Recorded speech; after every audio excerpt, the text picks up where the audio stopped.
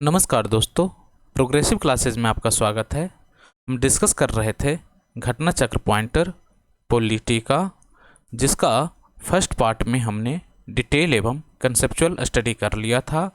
उसी श्रृंखला में ये दूसरा वीडियो है।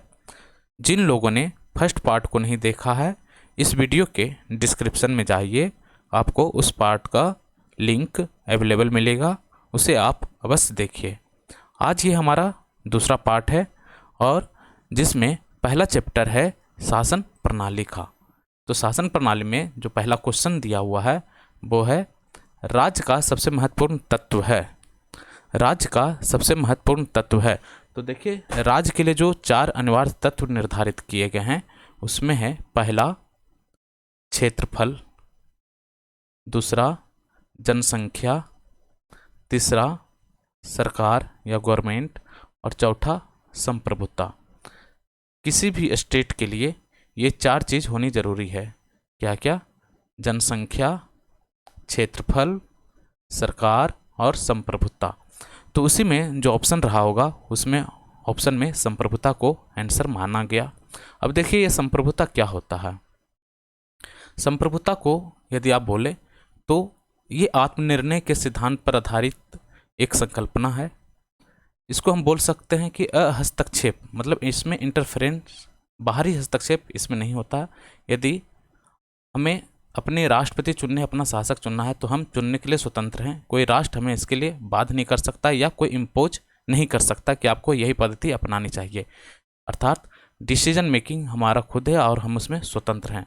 ये हस्तक्षेप के सिद्धांत पर आधारित एक अधिकार माना जाता है और जिसे आप वाक्य एवं अभिव्यक्ति की स्वतंत्रता में आप अभिलक्षित कर सकते हैं।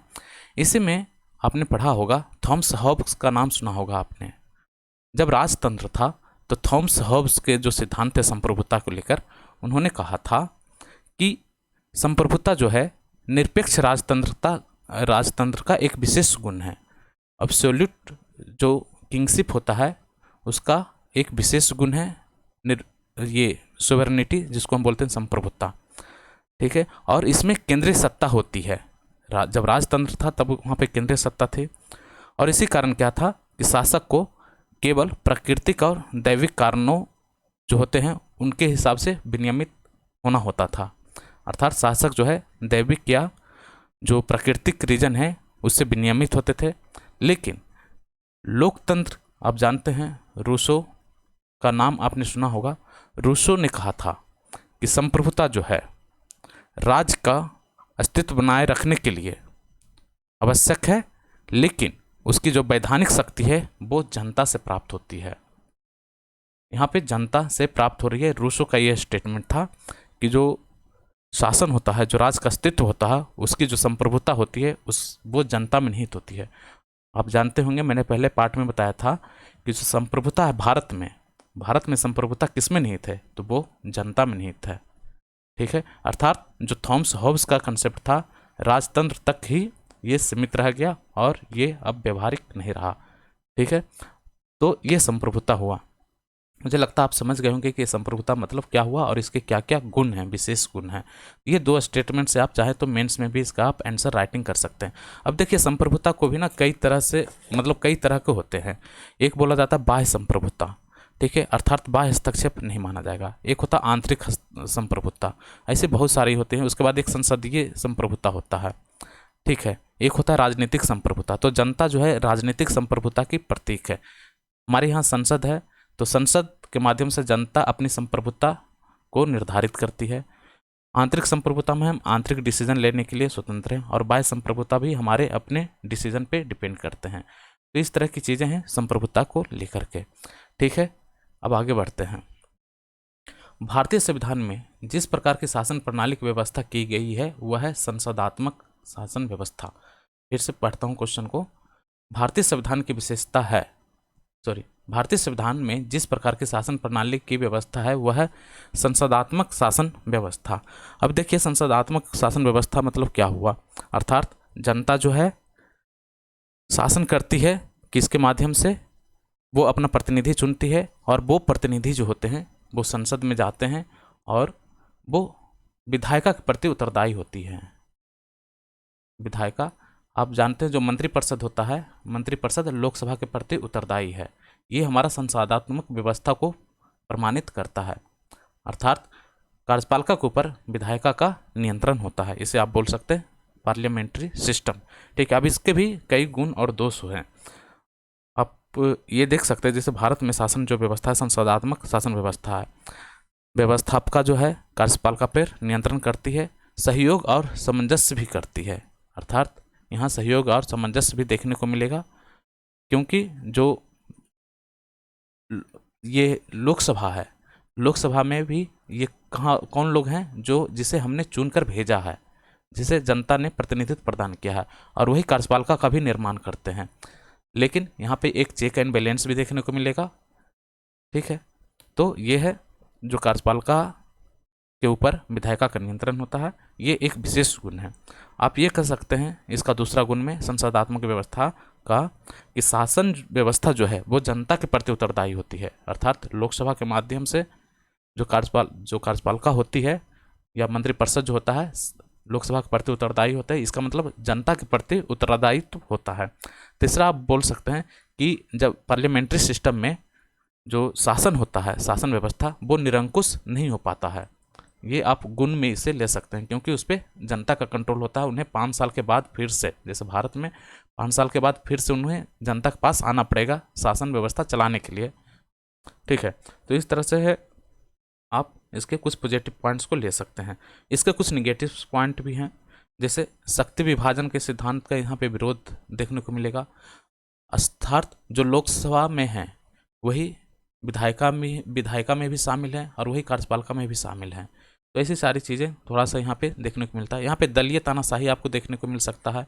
एक दल मान लिया बहुमत में आ गई पूरी तरह से, तो अब यहाँ पे इस व्यवस्था में थोड़ा सा दिक्कत भी होता है। जैसे कोई दल 51% वोट लाकर या 51 सीटें ला करके सरकार बना लेता है, कोई 49 लाकर सरकार नहीं बना पाता है, और ये इस तरह से रूल करता है।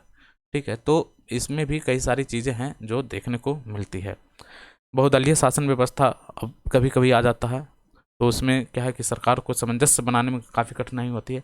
कार्यकाल की अस्थिरता भी देखने को मिलता है। तो ऐसे सारे पॉइंट्स को आप पॉजिटिव और निगेटिव में ले सकते हैं। मेंस में ये आपको काफ़ी यूजफुल होगा। ठीक है, आगे देखते हैं। भारतीय संविधान की विशेषता है, तो यही हमने अभी ऊपर चर्चा किया था। संसदात्मक सरकार है, संघात्मक सरकार है और स्वतंत्र न्यायपालिका है। बिल्कुल यहाँ पे स्वतंत्र न्यायपालिका है। संसदात्मक सरकार के बारे में हमने चर्चा कर लिया था। संघात्मक सरकार है, आप देखते हैं यहाँ सेंटर है, स्टेट है, और सूचियों का यहाँ पे बंटवारा आपको देखने को मिलेगा। और जो ये भारत का जो एक संघ है, ये कहाँ से लिया गया था कंसेप्ट, सब ये कनाडा के कंसेप्ट से लिया गया है, जो भारत का संघात्मक व्यवस्था है, और ये परस्पर कोऑपरेशन पर आधारित व्यवस्था है। ठीक है, अर्थात क्या है, जो सेंटर है, सेंटर के अधीन स्टेट नहीं है, मतलब स्टेट जो है सेंटर का अधीनस्थ नहीं है, बल्कि उसका एक कोऑपरेटिव है। ठीक है, और भारत यूनियन भी है और फेडरेशन, ये दोनों तरह का स्ट्रक्चर रखता है। तो ये चीज़ आप यहाँ पर देख सकते हैं। आगे देखते हैं।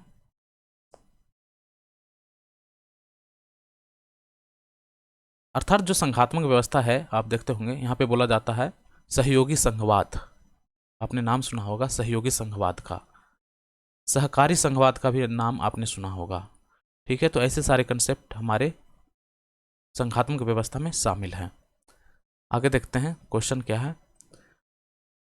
भारत में संसदीय प्रणाली की सरकार है क्योंकि मंत्रिपरिषद लोकसभा के प्रति उत्तरदायी है। ये हमने काफ़ी डिटेल से, जो दूसरा क्वेश्चन था उसमें हमने बताया था कि मंत्रिपरिषद जो है लोकसभा के प्रति उत्तरदायी है, और हम ये कह सकते हैं कि ये भारत में संसदीय प्रणाली की एक विशेषता है और सरकार को बताती है। भारत के संदर्भ में संसदीय शासन प्रणाली में निम्न सिद्धांत संस्थागत रूप में निहित है। तो पहला क्या है, मंत्रिमंडल के सदस्य संसद के सदस्य होते हैं, ये सही है। जब तक मंत्रियों को संसद में विश्वास प्राप्त होता है तब तक वे अपने पद पर बने रहते हैं, ये दोनों ही स्टेटमेंट सही है। यदि लोकसभा में अविश्वास प्रस्ताव पारित हो जाए तो सरकार क्या है, गिर जाती है, मंत्रियों को त्यागपत्र देना पड़ता है। अर्थात जब तक लोकसभा में विश्वास मत हासिल है तभी तक सरकार का अस्तित्व बना होता है। संसदात्मक शासन व्यवस्था में अगला क्वेश्चन है, संसदात्मक शासन व्यवस्था में विधायिका का कार्यपालिका पर नियंत्रण होता है। ये हमने बताया था, विधायिका जो है कार्यपालिका पर नियंत्रण रखती है। राष्ट्रपति पद्धति में समस्त कार्यपालिका की शक्तियां निहित होती है। तो राष्ट्रपति पद्धति में समस्त कार्यपालिका शक्तियां राष्ट्रपति में निहित होती है। जैसे यूएसए में आप देख लीजिए, सारी समस्त जो कार्यपालिका शक्ति है वो किस में निहित है? राष्ट्रपति में निहित है। देखिए भारत में क्या है, भारत में कार्यपालिका का जो प्रधान है, सर्वोच्च प्रधान कौन है? राष्ट्रपति है। यहाँ भी हम बोलते हैं, लेकिन ये नाम मात्र का प्रधान है। इनके पास शक्तियां हैं, लेकिन उन शक्तियों का उपयोग कौन करता है? प्रधानमंत्री करता है। ठीक है, अपने जो मंत्रिमंडल हैं उसके सहयोग से प्रधानमंत्री राष्ट्रपति की शक्तियों का प्रयोग करता है। अर्थात जो वास्तविक जो कार्यपालिका शक्ति है वो किसके पास है? पीएम के पास है। लेकिन कार्यपालिका प्रधान कौन है?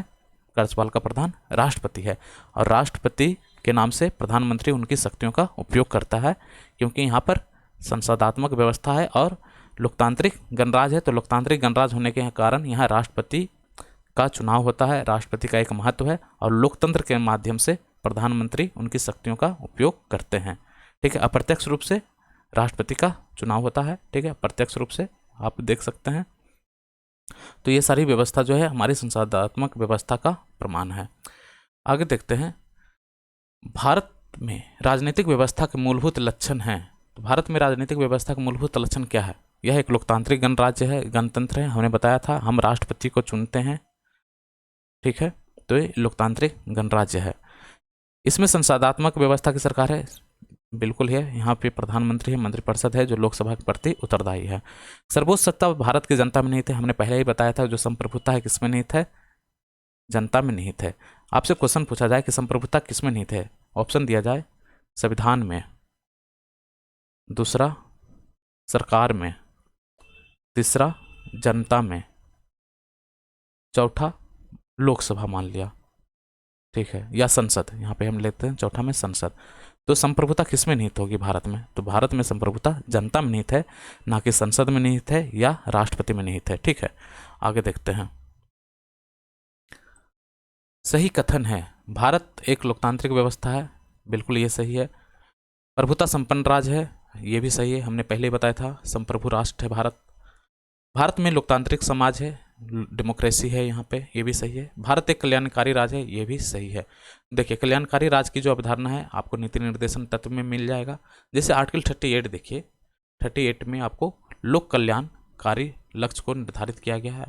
सरकार को डायरेक्टिव प्रिंसिपल दिया गया है कि वो कार्य करे लोक कल्याण हेतु।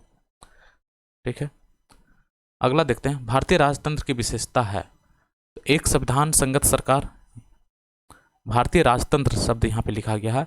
तो एक संविधान संगत सरकार, लोकतांत्रिक सरकार और विधि का शासन है। देखिए भारत में राजतंत्र नहीं बल्कि लोकतंत्र है, और लोकतंत्र है यहाँ संविधान के माध्यम से शासन चलता है, और यहाँ लोकतांत्रिक सरकार चुनी जाती है, और यहाँ विधि का शासन है।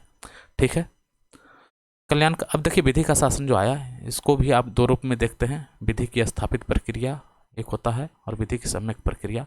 इस हिसाब से विधि का शासन भी हमारे यहाँ चलता है। तो हमारे यहाँ क्या है, विधि की स्थापित प्रक्रिया को अपनाया गया है, और विधि की स्थापित प्रक्रिया जो लिया गया है वो जापान से लिया गया है। ठीक है, यहाँ संदर्भ है विधि के शासन से, जो हमारे ये भारतीय लोकतंत्र की विशेषता है। कल्याणकारी राज का उद्देश्य है, कल्याणकारी राज का उद्देश्य क्या है? अधिकतम कल्याण, लोगों का अधिकतम कल्याण। ये सारी जो व्यवस्था बनी हुई है वो सरकार है, सरकार है, पुलिस है, आपको सारे हॉस्पिटल हैं, शिक्षा व्यवस्था है, ये सारे किस लिए हैं? ताकि लोगों का कल्याण हो सके। ठीक है, भारतीय संविधान का दर्शन है कल्याणकारी राज, समाजवादी राज और राजनीतिक समानता, ये हमारा दर्शन है। भारत में राजनीतिक सत्ता का प्रमुख स्रोत है जनता। राजनीतिक सत्ता का प्रमुख स्रोत कौन हुआ? जनता, हमने पहले ही बता दिया था, जनता संप्रभु है। जैसे संविधान का जो निर्माण हुआ, आप उसकी जो प्रस्तावना पढ़ते हैं उसमें क्या पढ़ते हैं? हम भारत के लोग भारत को प्रभु संपन्न समाजवादी बना रहे हैं। मतलब ये हम भारत के लोग, हमारे संविधान का मूल स्रोत कहाँ से निकल रहा है? हम भारत के लोग से। और वही हम भारत के लोग लास्ट में जो बोलते हैं हम लोग 26 नवंबर 1949 को इस संविधान को अंगीकृत, अधिनियमित और आत्मार्पित करते हैं। इसका मतलब क्या हुआ कि इस संविधान को जिसे हमने बनाया है, हम भारत के लोगों ने बनाया, उसे हम अंगीकृत करते हैं अधिनियमित करते हैं और उससे हम शासित होते हैं और आत्मार्पित करते हैं, हम अपनी आत्मा को उसमें समाहित करते हैं और संविधान को हम अपनी आत्मा में समाहित करते हैं। कहने का मतलब ये हुआ, तो आत्मार्पित करते हैं अर्थात जो हमारी आत्मा है वो संविधान में निहित है। तो इस तरह से पूरा ये कंसेप्ट है। तो हम भारत के लोग मूल है और राजनीतिक सत्ता का स्रोत है। अध्यक्षात्मक शासन प्रणाली के आधारभूत तत्व है। तो अध्यक्षात्मक जो शासन प्रणाली होती है उसमें एकल कार्यपालिका होती है। ठीक है, आगे देखते हैं। भारत में प्रजातंत्र इस तथ्य पर आधारित है कि जनता को सरकारों को चुनने तथा बदलने का अधिकार प्राप्त है। ये सही है। आगे देखते हैं। भारत का संविधान परिसंघीय विनिर्धारित होता है केंद्र और राज्यों के बीच शक्तियों के वितरण से। देखिए, हमने पहले ही जो पार्ट था उसमें हमने परिसंघ मतलब हमने ये पूरा डिटेल से बताया था कि परिसंघ क्या होता है। एक होता है संघ जिसे हम बोलते हैं यूनियन। तो भारत जो है राज्यों का संघ है, हमेशा बोलते हैं आर्टिकल 1 से। ठीक है, लेकिन संघ की जो विशेषता होती है उसमें क्या होता है कि सेंटर काफ़ी मजबूत होता है और राज्य उसके अधीनस्थ होते हैं। तो भारत में जो राज्य हैं अधीनस्थ नहीं है बल्कि कोऑपरेटिव हैं। ठीक है, तो यहाँ अर्धसंघीय कंसेप्ट देखने को मिल रहेगा भारत में। लेकिन संघ शब्द इसलिए यूज किया गया था कि जो तत्कालीन परिस्थितियाँ थी, जब राज्यों को जब देश आज़ाद हुआ तो राज्यों को यूनाइट करने के लिए और यहाँ विविधीकरण के यहाँ पे जो विविधीकरण है उसके संरक्षण के लिए ये चीज़ हमें यूनियन शब्द शामिल किया गया। और ये भी बताता है कि यूनियन जो है इसमें सेंटर मजबूत है, अर्थात जो राज्य है, राज्य में सेंटर के जो पदाधिकारी हैं वो जाएंगे, जैसे राज्यपाल क्या हैं जाते हैं और एक तरह का प्रतिनिधित्व देते हैं, अर्थात ओवरऑल कंट्रोल किसी भी मुद्दे पे सेंटर का है और ये हमारे यूनियन को प्रदर्शित करता है। तो ये यूनियन हुआ था। दूसरा था, हमने बताया था महासंघ। एक होता है संघ और दूसरा हो गया महासंघ। महासंघ होता है कन्फेडरेशन। देखिए, तो इसमें क्या होता है कि सेंटर और स्टेट के बीच में एक समझौता होता है। सेंटर और स्टेट के बीच में समझौता होता है और स्टेट जब चाहे तो इस समझौते से अलग हो सकता है। जैसे यूरोपीय यूनियन जो है एक कॉन्फेडरेशन था, मतलब कॉन्फेडरेशन है, यहाँ से यूके अलग हो गया। ठीक है, तो आप देख सकते हैं कॉन्फेडरेशन का मतलब क्या हुआ। तो हमने देख लिया यूनियन, कॉन्फेडरेशन, और तीसरा है फेडरेशन जिसको हम बोलते हैं परिसंघ। ठीक है, तो देखिए कॉन्फेडरेशन और फेडरेशन में क्या डिफरेंस है। कॉन्फेडरेशन में जैसे सेंटर और स्टेट के बीच समझौता होता है और स्टेट अलग हो सकता है, लेकिन फेडरेशन में स्टेट अलग नहीं हो सकता, समझौता तो होता है, अर्थात जो संघ का अस्तित्व है वो किसी समझौते का परिणाम होता है, लेकिन उस समझौते के तहत स्टेट अलग नहीं हो सकते। जैसे यूएसए से सबके, अब देखते होंगे वहाँ दोहरी नागरिकता है, अर्थात स्टेट की अपनी एक आइडेंटिटी है और सेंटर यूएसए जो है, लेकिन ये स्टेट कभी भी इस यूएसए नामक जो कंट्री है उससे अलग नहीं हो सकता। ठीक है, तो ये अंतर है। भारत का जो संघ है वो किसी समझौते का परिणाम नहीं है, हमने इसे संघ एक यूनियन बनाया है। ठीक है, इसमें सारे स्टेट शामिल है और ये इसमें हमने किसी तरह का समझौता नहीं किया स्टेट के साथ। तो ये इसी कारण जो हमारा स्ट्रक्चर है वो संघ का है पार्ट आर्टिकल 1 से। लेकिन यदि मूल रूप से देखें तो आपको दिखेगा अर्धसंघीय या अर्ध परिसंघीय स्ट्रक्चर दिखेगा। तो ये टोटल हो गया, परिसंघ का बारे में आपने जान लिया। ठीक है, इसके बारे में हमने काफ़ी डिटेल से बताया था पार्ट 1 में। ठीक है, आप वहाँ भी जाकर इसे देख सकते हैं। हाँ, तो यहाँ पे क्वेश्चन क्या था, भारत का संविधान परिसंघीय निर्धारित होता है तो केंद्र और राज्यों के बीच शक्तियों के वितरण से। हाँ, तो शक्तियों के वितरण से ये परिसंघीय निर्धारित होता है। आप जो 7 है अनुसूची, उसमें क्या दिया हुआ, शक्तियों का बंटवारा दिया हुआ है। तो जैसे जो 7वीं अनुसूची है उसमें संघ के लिए कुछ सब्जेक्ट दिए गए हैं, राज्य के लिए कुछ सब्जेक्ट दिए गए हैं और कुछ समवर्ती सूची में रखे गए हैं। संघ में टोटल 100 सब्जेक्ट हैं, अभी राज्य सूची में 61 है और समवर्ती सूची में 52 है। आप इसे याद रखिएगा, ये क्वेश्चन में काफ़ी पूछा जाता है। ठीक है, आगे बढ़ते हैं। भारतीय संविधान है अंशतः कठोर अंशतः लचीला। देखिए, अंशतः कठोर और अंशतः लचीला कैसे है, आप इसे तो अंशतः कठोर और अंशतः लचीला इसे आप कैसे समझ सकते हैं। जैसे देखिए, इसके बारे में कहा जाता है कि जो संविधान में संशोधन होता है तो उसके कई तरीके हैं, जिसमें मुख्यतः 3 तरीके आपको देखने को मिलेगा। संविधान में संशोधन के 3 तरीके हैं। पहला है संसद में समान बहुमत के आधार पर, संसद में समान बहुमत के आधार पर संशोधन किया जाए। जैसे मान लिया कोई नए राज्यों का निर्माण करना है या उनकी सीमाओं या नाम में परिवर्तन करना है, तो इसके लिए आपको सिर्फ साधारण विधेयक लाने की ज़रूरत है। साधारण बहुमत से ये क्या है कि पारित हो जाएगा। कितना लचीला है ये। साधारण बहुमत के आधार पर नए राज्यों का निर्माण या सीमाओं में परिवर्तन हो सकता है। या राज्यों में जो विधान परिषद होता है, विधान परिषद का निर्माण करना हो या उसकी समाप्ति करना हो, तो ये सारी चीज़ें आपको जो समान बहुमत है उससे हो सकता है। दूसरा जो होता है वो होता है संसद के दोनों सदन में अलग अलग विशेष बहुमत के आधार पर संविधान में संशोधन का प्रस्ताव पारित होता है। संसद के दोनों सदनों में, ठीक है, दोनों सदन में अलग अलग विशेष बहुमत के आधार पर यह पारित होगा। और विशेष बहुमत का मतलब क्या होता है?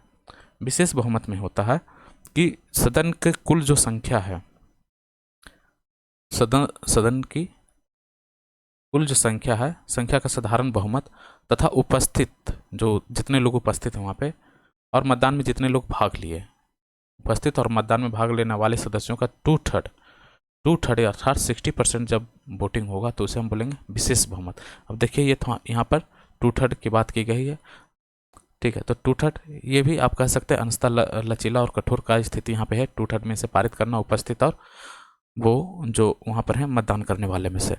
आपको कठोर कहाँ पे देखने को मिलेगा? यहाँ पर तीसरा जो प्रक्रिया है इसमें क्या है, आपको मिलेगा कि विशेष बहुमत तो चाहिए ही, ठीक है, विशेष बहुमत तो चाहिए, उसके अलावा आधे राज्यों का समर्थन भी चाहिए। विशेष बहुमत के साथ साथ आधे राज्यों का समर्थन भी चाहिए। ये यहाँ से आप प्रमाणित कर सकते हैं कि ये कठोर है, ठीक है। भारतीय संविधान की जो संशोधन की प्रक्रिया है ये कठोर है। यहाँ पे आपको दिख रहा है विशेष बहुमत अर्थात 2/3 के साथ साथ आधे राज्यों की सहमति जरूरी है। अब जैसे ये किस केस में हो सकता है? जैसे राष्ट्रपति का जो निर्वाचन होता है, तो राष्ट्रपति के निर्वाचन में आपको लोकसभा, राज्यसभा और विधानसभा के जो निर्वाचित सदस्य होते हैं वो शामिल होते हैं।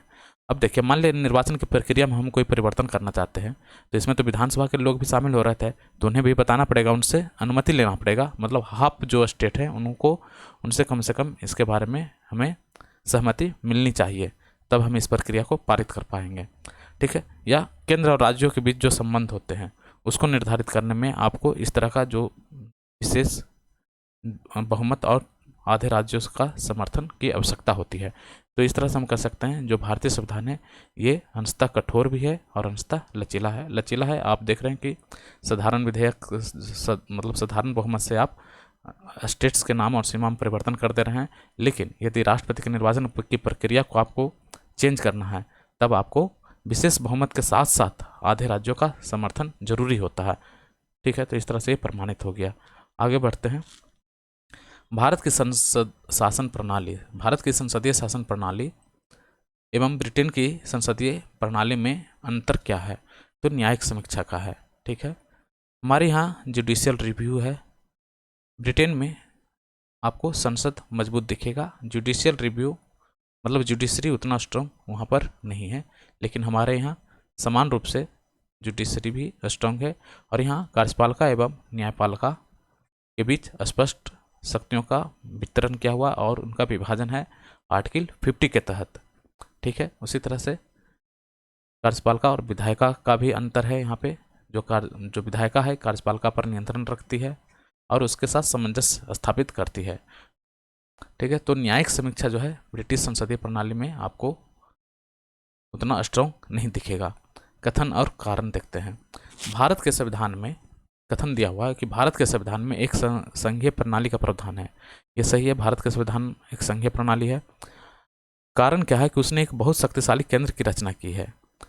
शक्तिशाली केंद्र तो है, इसमें कोई डाउट नहीं, लेकिन संघीय प्रणाली शक्तिशाली केंद्र का जो है भारत में जो है संघात्मक व्यवस्था है, ठीक है। जो हमने चर्चा किया था संघ परिसंघ का, तो संघ में स्टेट तो शामिल है, तो हम कह सकते हैं कि केंद्र मजबूत है, राज्य के ऊपर अपना कंट्रोल रखती है। लेकिन यहाँ सहयोग और सहकारी व्यवस्था भी है, इसके कारण हम कह सकते हैं यहाँ पर कोऑपरेटिव फेडरलिज्म है, ठीक है, तो इसी कारण ये दोनों स्टेटमेंट तो सही हैं, लेकिन जो स्पष्टीकरण है वो नहीं है। ठीक है, बहुत शक्तिशाली के अंदर यहाँ पे चर्चा लिखा हुआ कि रचना क्या है, ये गलत है। आगे बढ़ते हैं। ये लाइन तो अपने आप में सही है, लेकिन जो कथन और कारण है वो स्पष्टीकरण नहीं है। भारत के संविधान का संघीय लक्षण है, तो केंद्र और राज्यों के बीच शक्तियों का बंटवारा हमने बताया था, जो अनुसूची 7 है उसमें शक्तियों का बंटवारा किया हुआ है, और पूर्ण रूप से लिखित संविधान है और स्वतंत्र न्यायपालिका है, ये हमारा संघीय लक्षण है। आगे देखते हैं। भारतीय संघीय व्यवस्था में एकात्मक तत्व है। एकात्मक तत्व क्या है? जिससे राज्यपाल की नियुक्ति होती है। तो राज्यपाल कौन होते हैं? संघ का प्रतिनिधि होता है स्टेट में। ठीक है, तो इस माध्यम से संघ जो है स्टेट के ऊपर अपना कंट्रोल रखती है। तो ये एकात्मक व्यवस्था का लक्षण है, जहाँ पे हम देख रहे हैं भारत जो है राज्यों का संघ है, ये यहाँ पर क्लियर होगा। राज्यसभा में असमान प्रतिनिधित्व है। ठीक है, आपको संघीय व्यवस्था में देखेगा हर एक राज्यसभा के अलग अलग प्रतिनिधित्व हैं, और अखिल भारतीय सभा है यहाँ पे, जैसे जो आईएएस होते हैं, आईपीएस होते हैं। ठीक है, आईएएस जो होते हैं ये आपको कहाँ दिखेंगे? आईएएस संघ इसको नियुक्त करता है, लेकिन ये स्टेट में सर्व करते हैं। ठीक है, ये हमारा एकात्मक तत्व को प्रमाणित करता है। आगे देखते हैं। भारत में संघीय व्यवस्था से संबंधित सही कथन है। तो संविधान शासन की मूल संरचना के लिए एक संघीय व्यवस्था की प्रस्तावना करता है, ये सही है। तथा एकात्मक झुकाव का उसमें सशक्त मिश्रण होता है, ये भी सही है। देखिए हमारे यहाँ जो है सहकारी व्यवस्था तो है, लेकिन आपको एकात्मकता का गुण मिल जाएगा। अभी हमने ऊपर चर्चा किया था, जिससे राज्यपाल की नियुक्ति होती है और अखिल भारतीय सेवाओं की नियुक्ति होती है, वो हमारी एकात्मकता का को प्रमाणित करता है। इसके अलावा हमारे यहाँ संघीय व्यवस्था भी है। ठीक है, आगे बढ़ते हैं। अब जैसे नीति आयोग है, नीति आयोग आपको दिखेगा, हालांकि वो एक सलाहकारी संस्था है, लेकिन यहाँ पर बताया जाता है कि यहाँ पे स्टेट्स भी अपने विचार रखते हैं, और उनका जो हमेशा मीटिंग होते रहता है स्टेट और सेंटर के साथ, और कई सारे मुद्दों पे यहाँ विचार विमर्श निकल कर आते हैं। तो ये कह सकते हैं कि यहाँ पर सहयोगी संघवाद हमें देखने को मिलता है। आगे बढ़ते हैं। भारत कथन दिया हुआ है, भारत का राष्ट्रपति परोक्षतः निर्वाचित होता है। भारत का राष्ट्रपति इनडायरेक्ट ही निर्वाचित होता है। हम उन्हें निर्वाचित नहीं करते, बल्कि हमारे जो निर्वाचित प्रतिनिधि हैं, जैसे सांसद और विधायक जो निर्वाचित हैं, वो इसमें पार्टिसिपेट करते हैं, और वो फिर राष्ट्रपति का निर्वाचन करते हैं। ठीक है, तो इस तरह से परोक्षता निर्वाचन हो गया। भारत में संसदीय प्रणाली का गणतंत्रात्मकता के साथ जोड़ा गया है, ये भी सही है। हमारा संसदीय प्रणाली तो है ही, जैसे पीएम आप देख सकते हैं, मंत्रिपरिषद देख सकते हैं, जो लोकसभा के प्रति उत्तरदायी है, और यहाँ गणतंत्रवाद है, जैसे हमारे यहाँ राष्ट्रपति का निर्वाचन होता है। तो इस तरह से दोनों ही गुण आपको देखने को मिल जाएंगे, और ये स्पष्टीकरण सही है। कथन और कारण दिया हुआ है, राजनीतिक दल लोकतंत्र का जीवन रखते हैं, सही है। देखिए हमारे यहाँ डेमोक्रेसी है। ठीक है, डेमोक्रेसी में आपको कौन दिखता है? पब्लिक दिखती है, अर्थात जनता, और राजनीतिक दल दिखते हैं जो इन्हें चुनते हैं। तो राजनीतिक दल जो है ये लोकतंत्र के जीवन रखते हैं। सरकार में कौन शामिल होते हैं? राजनीतिक दल ही शामिल होते हैं, जिन्हें जनता ने चुना है। ठीक है, तो और यही लोकतंत्र को इम्पोज करते हैं। मतलब ये कहते हैं कि जो लोक कल्याण की अवधारणा है उसको कौन इम्पोज करते हैं? राजनीतिक दल जो सरकार बनाते हैं, और इस तरह से लोक कल्याण की जो पूर्ति होती है वो पब्लिक की होती है। तो इस तरह से एक सर्किल आपको देखने को मिल जाएगा। कारण क्या हुआ है? अगर कथन ये दिया हुआ था कि राजनीतिक दल लोकतंत्र के जीवन रखते हैं, ये सही है स्टेटमेंट। कारण लोग खराब शासन के लिए समानता राजनीतिक दल को खोजते हैं, ये भी सही है। अच्छा शासन होगा तो भी हम राजनीतिक दल को बोलेंगे कि ये सरकार अच्छी काम कर रही है, यही पॉलिटिकल पार्टी अच्छी है, और यदि खराब होता है तो हम उसे कोसते भी हैं। ठीक है, आगे देखते हैं। कथन और कारण। भारत की संघात्मक संरचना का मुख्य उद्देश्य कथन में दिया हुआ है, भारत की संघात्मक संरचना का मुख्य उद्देश्य उसकी बहुआयामी विविधताओं में से एक राष्ट्र का निर्माण करना और राष्ट्रीय एकता को संरक्षित करना है। जब हमने यूनियन की बात करी थी, आर्टिकल 1 में ये शामिल किया गया था, तो इसका मकसद ही यही था कि विविधताओं का संरक्षण हो, राष्ट्र का निर्माण हो और राष्ट्रीय एकता संरक्षित रहे।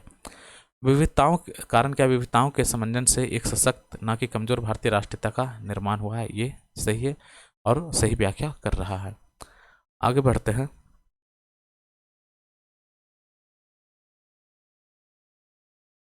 महिलाएं, दलित, हाँ ठीक है, कथन दिया हुआ है, महिलाएं, दलित, निर्धन, अल्पसंख्यक समूह भारत में लोकतंत्र के सबसे बड़े भागीदार हैं। ये सही है।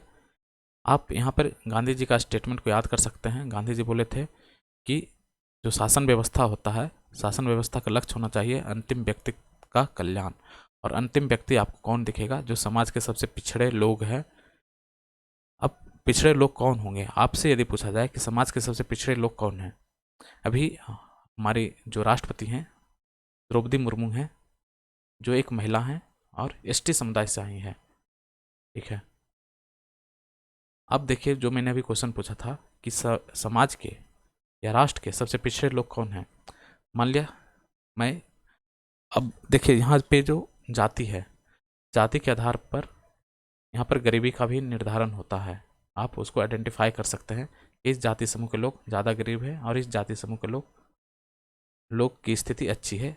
गरीब नहीं, पिछड़ापन, सॉरी, ये गरीब शब्द यूज सही नहीं है।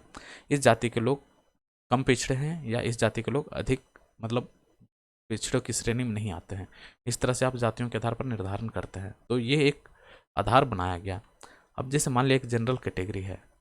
जनरल कैटेगरी की पुरुष और महिला, सॉरी हाँ, पुरुष और महिला, मेल और फीमेल, इनमें कौन पिछड़ा है? फीमेल।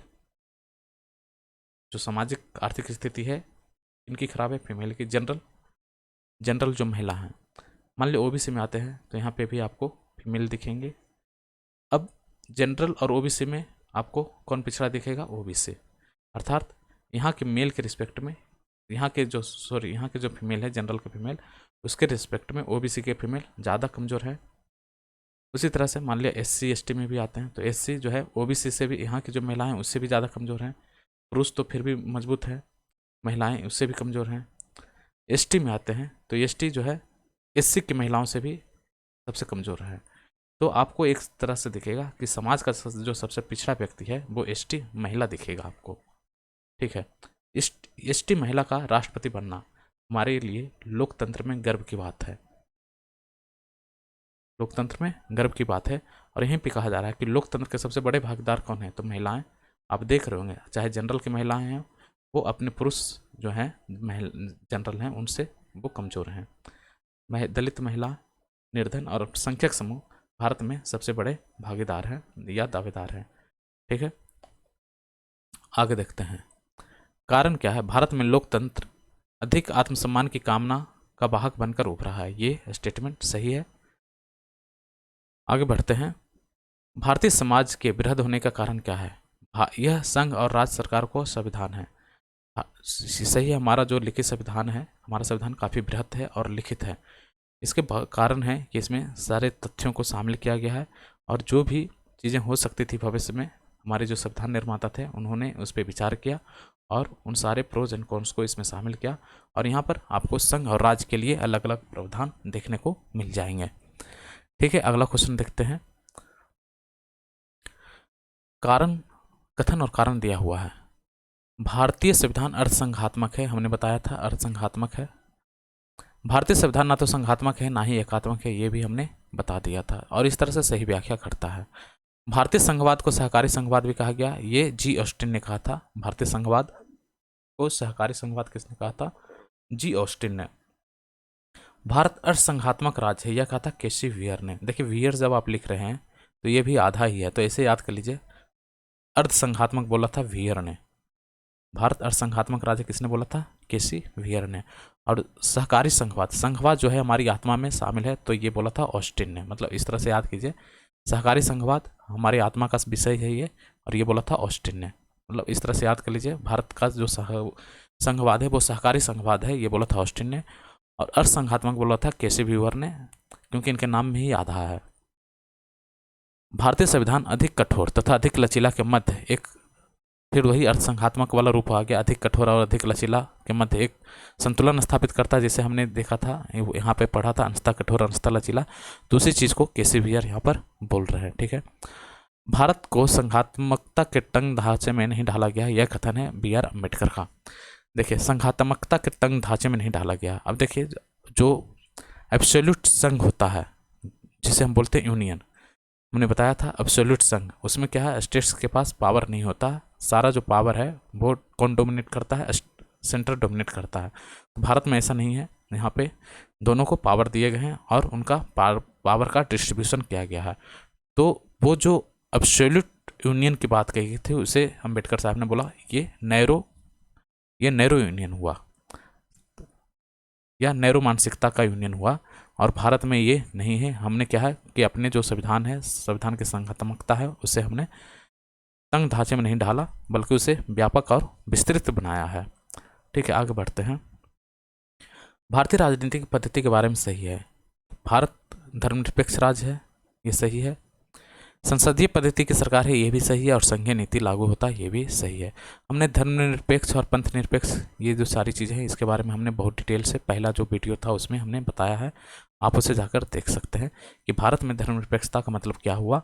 और कठोर और लचीला दो तरह का पंथ निरपेक्षता देखने को मिलता है वर्ल्ड वाइड। तो भारत में लचीले जो धर्मनिरपेक्षता उसे अपनाया गया है। यहाँ पर सेंटर मतलब राज्य जो है परिस्थिति के हिसाब से धर्म में हस्तक्षेप भी कर सकती है, जबकि जो हार्ड सेकुलरिज्म देखने को मिलता है वहाँ पे स्टेट और रिलीजन दोनों का एक हार्ड डिस्ट्रीब्यूशन देखने को मिलेगा।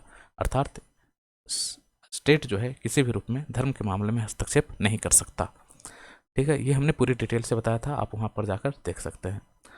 आगे देखते हैं, गणतंत्रीय अवधारणा से संबंधित है। एक राज्य जिसमें जनता सर्वोच्च है, ये सही है। सर्वोच्च शक्ति निर्वाचित प्रधान में है, अर्थात ये राष्ट्रपति के बारे में बोला जा रहा है।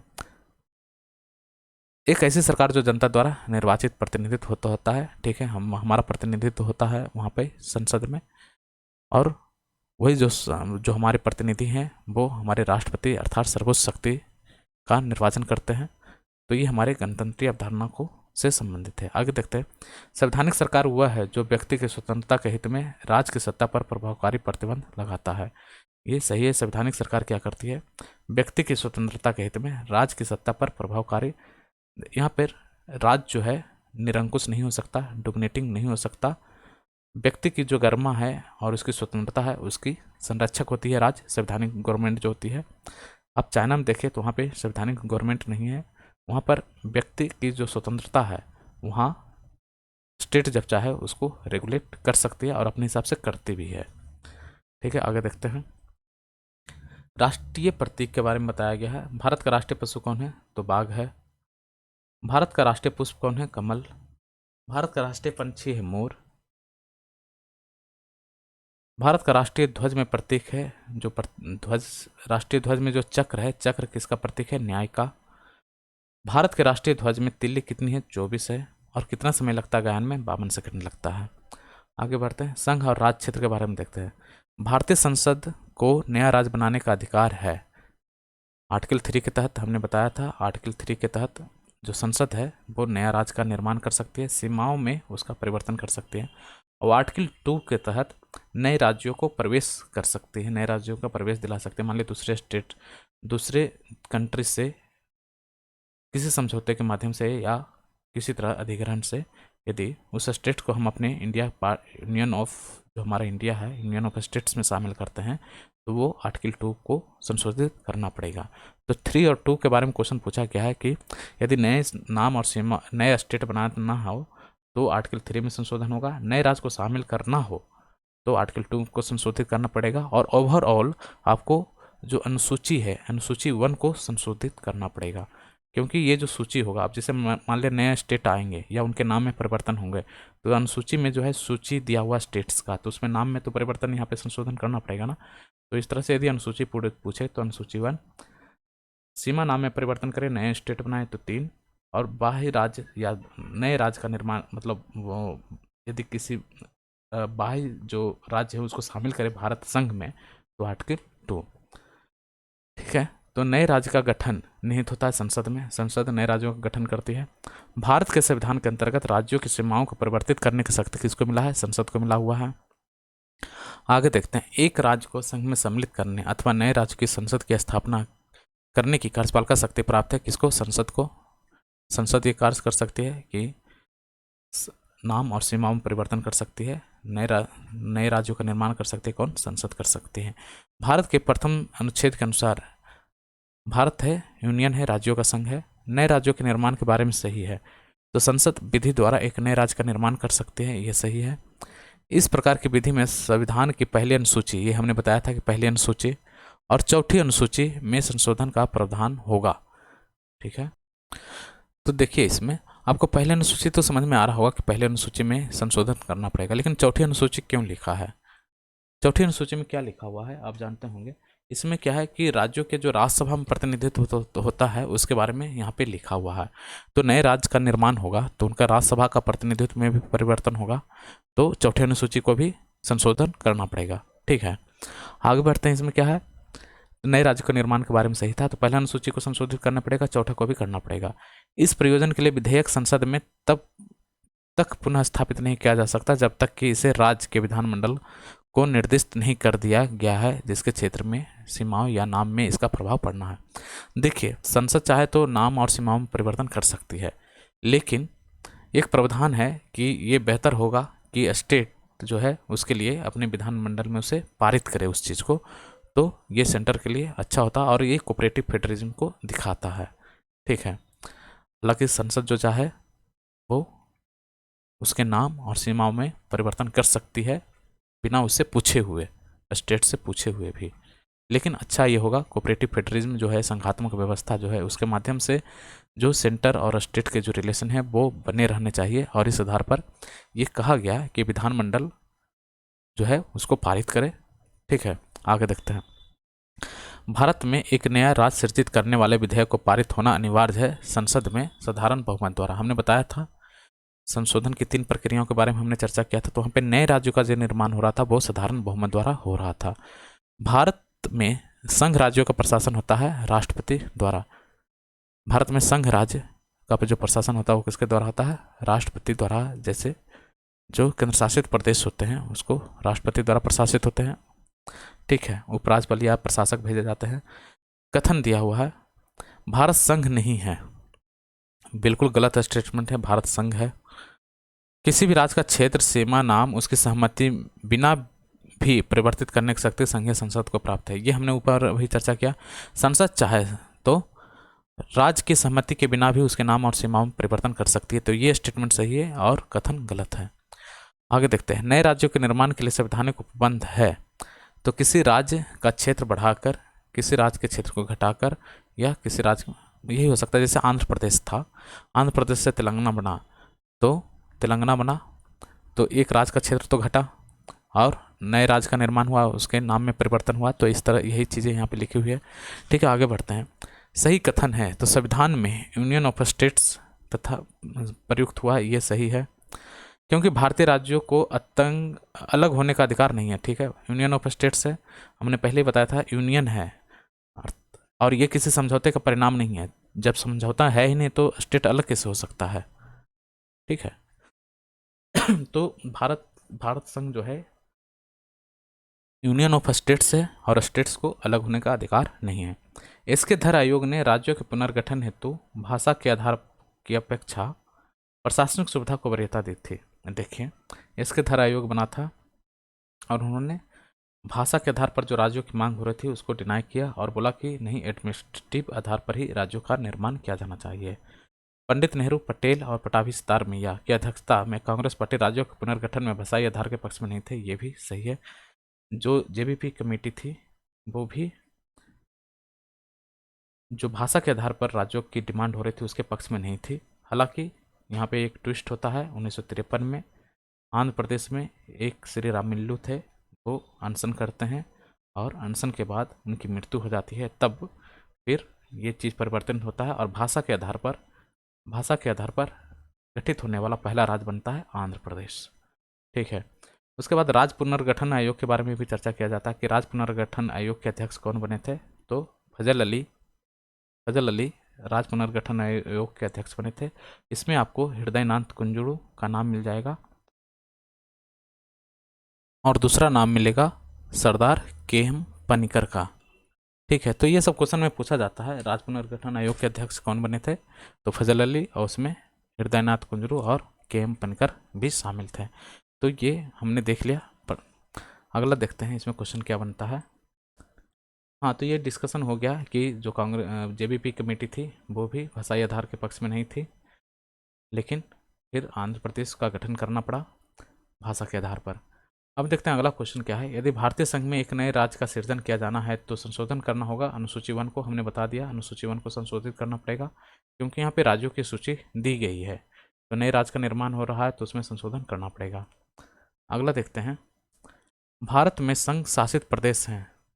भारत में संघ शासित प्रदेश यहाँ दिया हुआ है 7, जबकि अभी कितने हैं, 8 है। जैसे 2 केंद्र शासित प्रदेश बने थे, JNK और लद्दाख, तब हमारी संख्या हो गई थी 9। उसमें दमन और दीव भी था अलग अलग, लेकिन अब दमन और दीव को मिला करके एक कर दिया गया, तो इस तरह से फिर एक घट गया और हो गया 8। तो इस तरह से हमारे जो केंद्र शासित प्रदेश की संख्या अभी कितने हैं, वो है 8। लोकसभा में केंद्र शासित प्रदेश के लिए आरक्षित सीटें कितनी हैं, यह है लोकसभा में केंद्र शासित प्रदेश के लिए 20 सीटें आरक्षित हैं। एक बार इसको कंफर्म कीजिएगा कि इसमें क्या कोई परिवर्तन हुआ है या नहीं।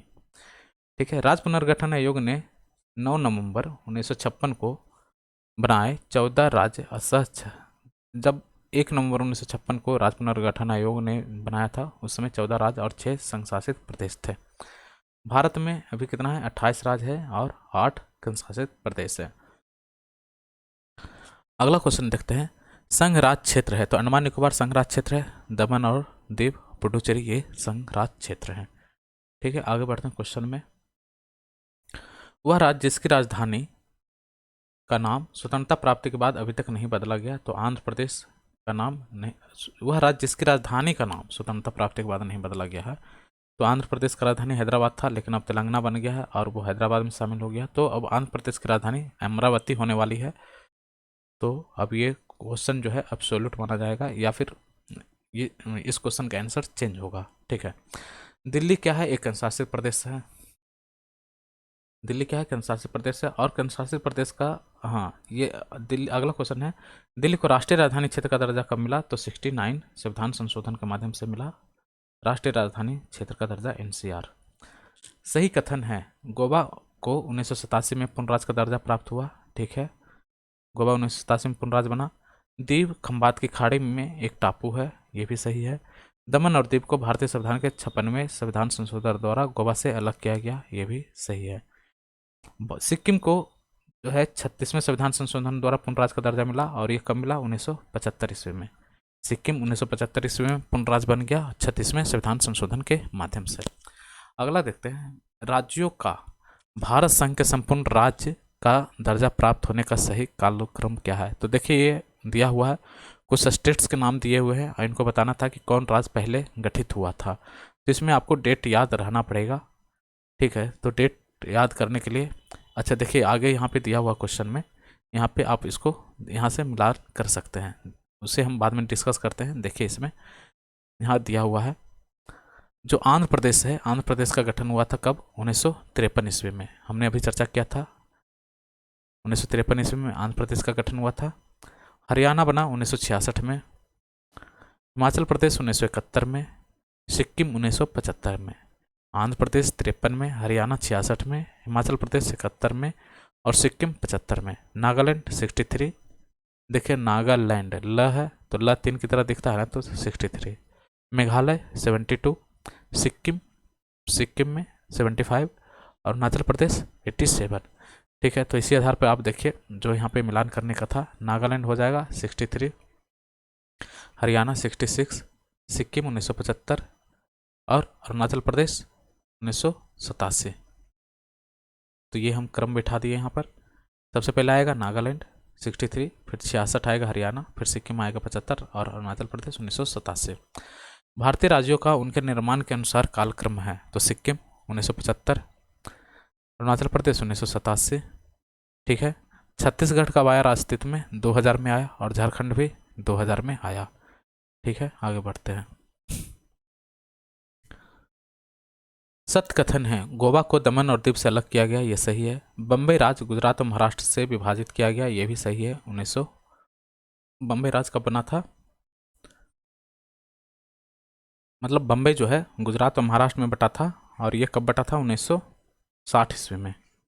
1960 ईस्वी में बम्बई और गुजरात, मतलब सॉरी बम्बई जो बट गया था 2 राज्य में, महाराष्ट्र और गुजरात। अच्छा देखिए, ये हमने नहीं पढ़ा था। हरियाणा 66 हो गया, महाराष्ट्र यहाँ दिया हुआ है 1960, और राजस्थान 1956। राजस्थान कब बना? 1956 ईस्वी में। ठीक है, आगे बढ़ते हैं। उल्फा उग्रवादी संबंधित है किससे? असम में। पीपल्स वार ग्रुप नामक आतंकवादी संगठन मिलेगा आपको आंध्र प्रदेश में, हालांकि अब धीरे धीरे समाप्त हो गए। कावेरी जल विवाद, हाँ ये बहुत इंपॉर्टेंट क्वेश्चन है। कर्नाटक, तमिलनाडु, पुडुचेरी और केरला। कावेरी जल विवाद 4 स्टेट के साथ है, कर्नाटक, केरला, तमिलनाडु और पुडुचेरी। ठीक है। भाषा के आधार पर राज्यों के गठन हेतु पुनर्गठन आयोग की स्थापना की गई कब? 1953 ईस्वी में। 1953 ईस्वी में। भाषाई आधार पर सर्वप्रथम गठित हुआ था आंध्र प्रदेश, हमने बताया था, और आंध्र प्रदेश एक भाषाई राज्य के रूप में गठित हुआ 1953 में। आगे देखते हैं, नागरिकता है टॉपिक दिया हुआ है। भारतीय संविधान प्रदान करता है एकल नागरिकता। भारतीय नागरिकता प्राप्त की जा सकती है जैसे जन्म द्वारा, देशीकरण द्वारा, किसी भूभाग के सम्मिलित हो जाने पर। ठीक है। भारतीय संविधान अधिनियम 2015 भारत नागरिकता संशोधन अधिनियम 2015 के अंतर्गत वह भारतीय कार्डधारक जो प्रवासी नागरिक के रूप में पंजीकृत होने के लिए अहर्ता रखता है वो है कि एक अवयस्क जिसके अभिभावक भारतीय नागरिक हों और विदेशी मूल की पत्नी या एक परपोता, जिस मतलब वैसे व्यक्ति को, वैसे भारतीय कार्डधारक को प्रवासी नागरिक के लिए पंजीकृत हो सकते हैं जिनके दादा दादी पितामह जो है ये भारतीय नागरिक रहे होंगे, तो उनको ये चीज़ मिल जाएगा। ठीक है, आगे बढ़ते हैं। सही कथन है नागालैंड, असम, मणिपुर ये जो दिया हुआ 371 से 371 आई तक के अंतर्विष्ट किए गए हैं। अब देखिए इसको थोड़ा बढ़िया से देखते हैं, इसमें इससे क्वेश्चन काफ़ी पूछे जाते हैं, तो इसका हम थोड़ा सा एक डिटेल स्टडी करते हैं। इसमें क्या है 371 ए से आई तक। देखिए 371 जो है, 371 में आपको मिलेगा महाराष्ट्र और गुजरात के बारे में, यहाँ पे उनके लिए कुछ प्रावधान, विशेष प्रावधान किए गए हैं 371 में। 371 ए ये नागालैंड के बारे में प्रावधान करता है, बी असम के बारे में प्रावधान करता है, सी जो है मणिपुर के बारे में बताता है, और डी जो है, डी और ई दोनों ही आंध्र प्रदेश के बारे में बताता है। डी और ई दोनों ही आंध्र प्रदेश के बारे में बताता है। और बच गया एफ, एफ हो गया सिक्किम, एफ के बाद जी हो गया मिजोरम, मिजोरम जी, एफ जी, एच हो गया अरुणाचल प्रदेश, और आई हो गया गोवा। इसे याद हो गया होगा मेरे हिसाब से। जैसे जो महाराष्ट्र और गुजरात है वो तो 371 में आ जाएगा। ठीक है, नागालैंड से शुरू कीजिए, ए, असम हो गया बी, मणिपुर हो गया सी, डी और ई हो गया आंध्र प्रदेश, और एफ जी एच आई। इस तरह से हमने यहाँ पे चर्चा कर लिया। दोहरी नागरिकता, डुअल सिटीजनशिप का सिद्धांत स्वीकार किया गया है। यूएसए में डुअल सिटीजनशिप है, हमने जब बताया था परिसंघीय स्ट्रक्चर वहाँ पे, और इस तरह से दोनों को वहाँ पे स्टेट और सेंटर दोनों की नागरिकता वहाँ पे वहाँ के नागरिकों को प्राप्त है। नागरिकता के अर्जन हेतु शर्तों के नियत करने के लिए सक्षम है संसद। अब कौन व्यक्ति नागरिक होगा या नागरिकता संशोधन अधिनियम कौन लाएगा, वो संसद ही ला सकता है। ठीक है, आगे बढ़ते हैं। अब है मूल अधिकार। तो देखिए मूल अधिकार के बारे में ये दिया हुआ है। अगला क्वेश्चन पढ़ते हैं, इसमें है क्या। भारतीय संविधान में मूल अधिकारों को शामिल करने के लिए नेहरू रिपोर्ट 1928 ने समर्थन किया था, तो ये सही है। नेहरू रिपोर्ट 1928 में मूल अधिकार के बारे में चर्चा की गई थी। अच्छा, मैं एक चीज़ जानना चाहता हूँ कि मूल अधिकार किसको बोलते हैं, मूल अधिकार है क्या? अधिकार और मूल अधिकार में क्या अंतर है? यदि आपसे पूछा जाए कि अधिकार और मूल अधिकार में क्या अंतर है, तो देखिए अधिकार जो होता है, यदि आप देखें सिंपल, अधिकार जो होता है एक विधिक दावा होता है, विधिक दावा होता है, मैंने संवैधानिक नहीं बोला, ये यहाँ से आपको अंतर क्लियर हो जाएगा। अधिकार जो होता है एक विधिक दावा होता है जो किसी के विरुद्ध पारित किया जाता है, या किसी के विरुद्ध, मतलब ये विधिक दावा है, तो दावा आप करेंगे किसी के विरुद्ध करेंगे ना। मान लिया नागरिक है या जो पब्लिक है वो दावा करती है अधिकार का, किसके विरुद्ध? स्टेट के विरुद्ध। ठीक है, तो दावा जो अधिकार जो शब्द आता है वो किसी के दावा करने से उत्पन्न होता है।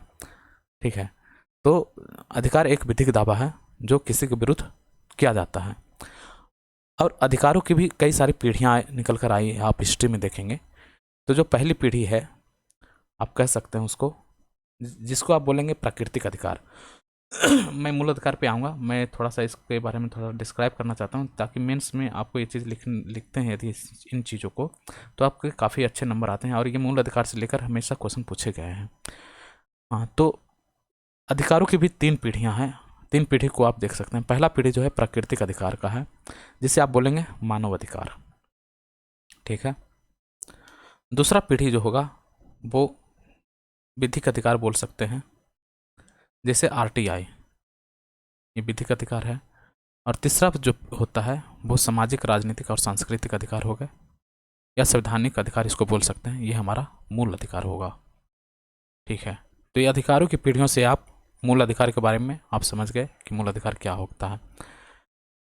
सिंपल रूप में यदि आप इसको देखें, जो जनरली समानता माना जाता है, लोग परिभाषित करते हैं उस हिसाब से यदि देखें तो ऐसे तो देखिए, जो मूल अधिकार है मूल अधिकार संविधान में कहीं परिभाषित नहीं है, ठीक है। लेकिन इसका जो विवरण है वो दिया हुआ है कहाँ पे, आर्टिकल 14 से लेकर 32 तक इसके बारे में स्पष्ट विवरण दिया हुआ है। और ये अनिवार्य रूप से राजनीतिक और नागरिक अधिकार है। नागरिकों को ये अधिकार मिलते हैं, ये राजनीतिक और नागरिक अधिकार है।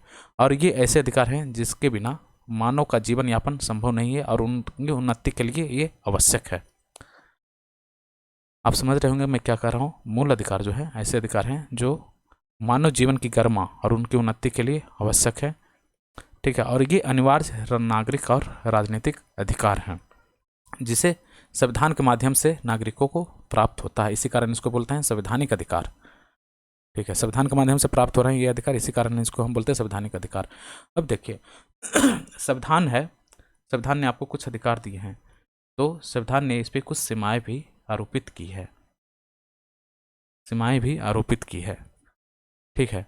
तो सीमाएं आरोपित करने के बाद मान लिया आपके पास तो बहुत सारे अधिकार हो सकते हैं, अधिकार तो बहुत सारे हो सकते हैं, लेकिन जब संविधान के माध्यम दिए जाएंगे तो वो अधिकार लिमिट हो जाएंगे, और आपको 7 मूल अधिकार जो हैं वो बच जाते हैं, वो आपको दिए गए हैं, जिनको हम बोलेंगे संवैधानिक अधिकार।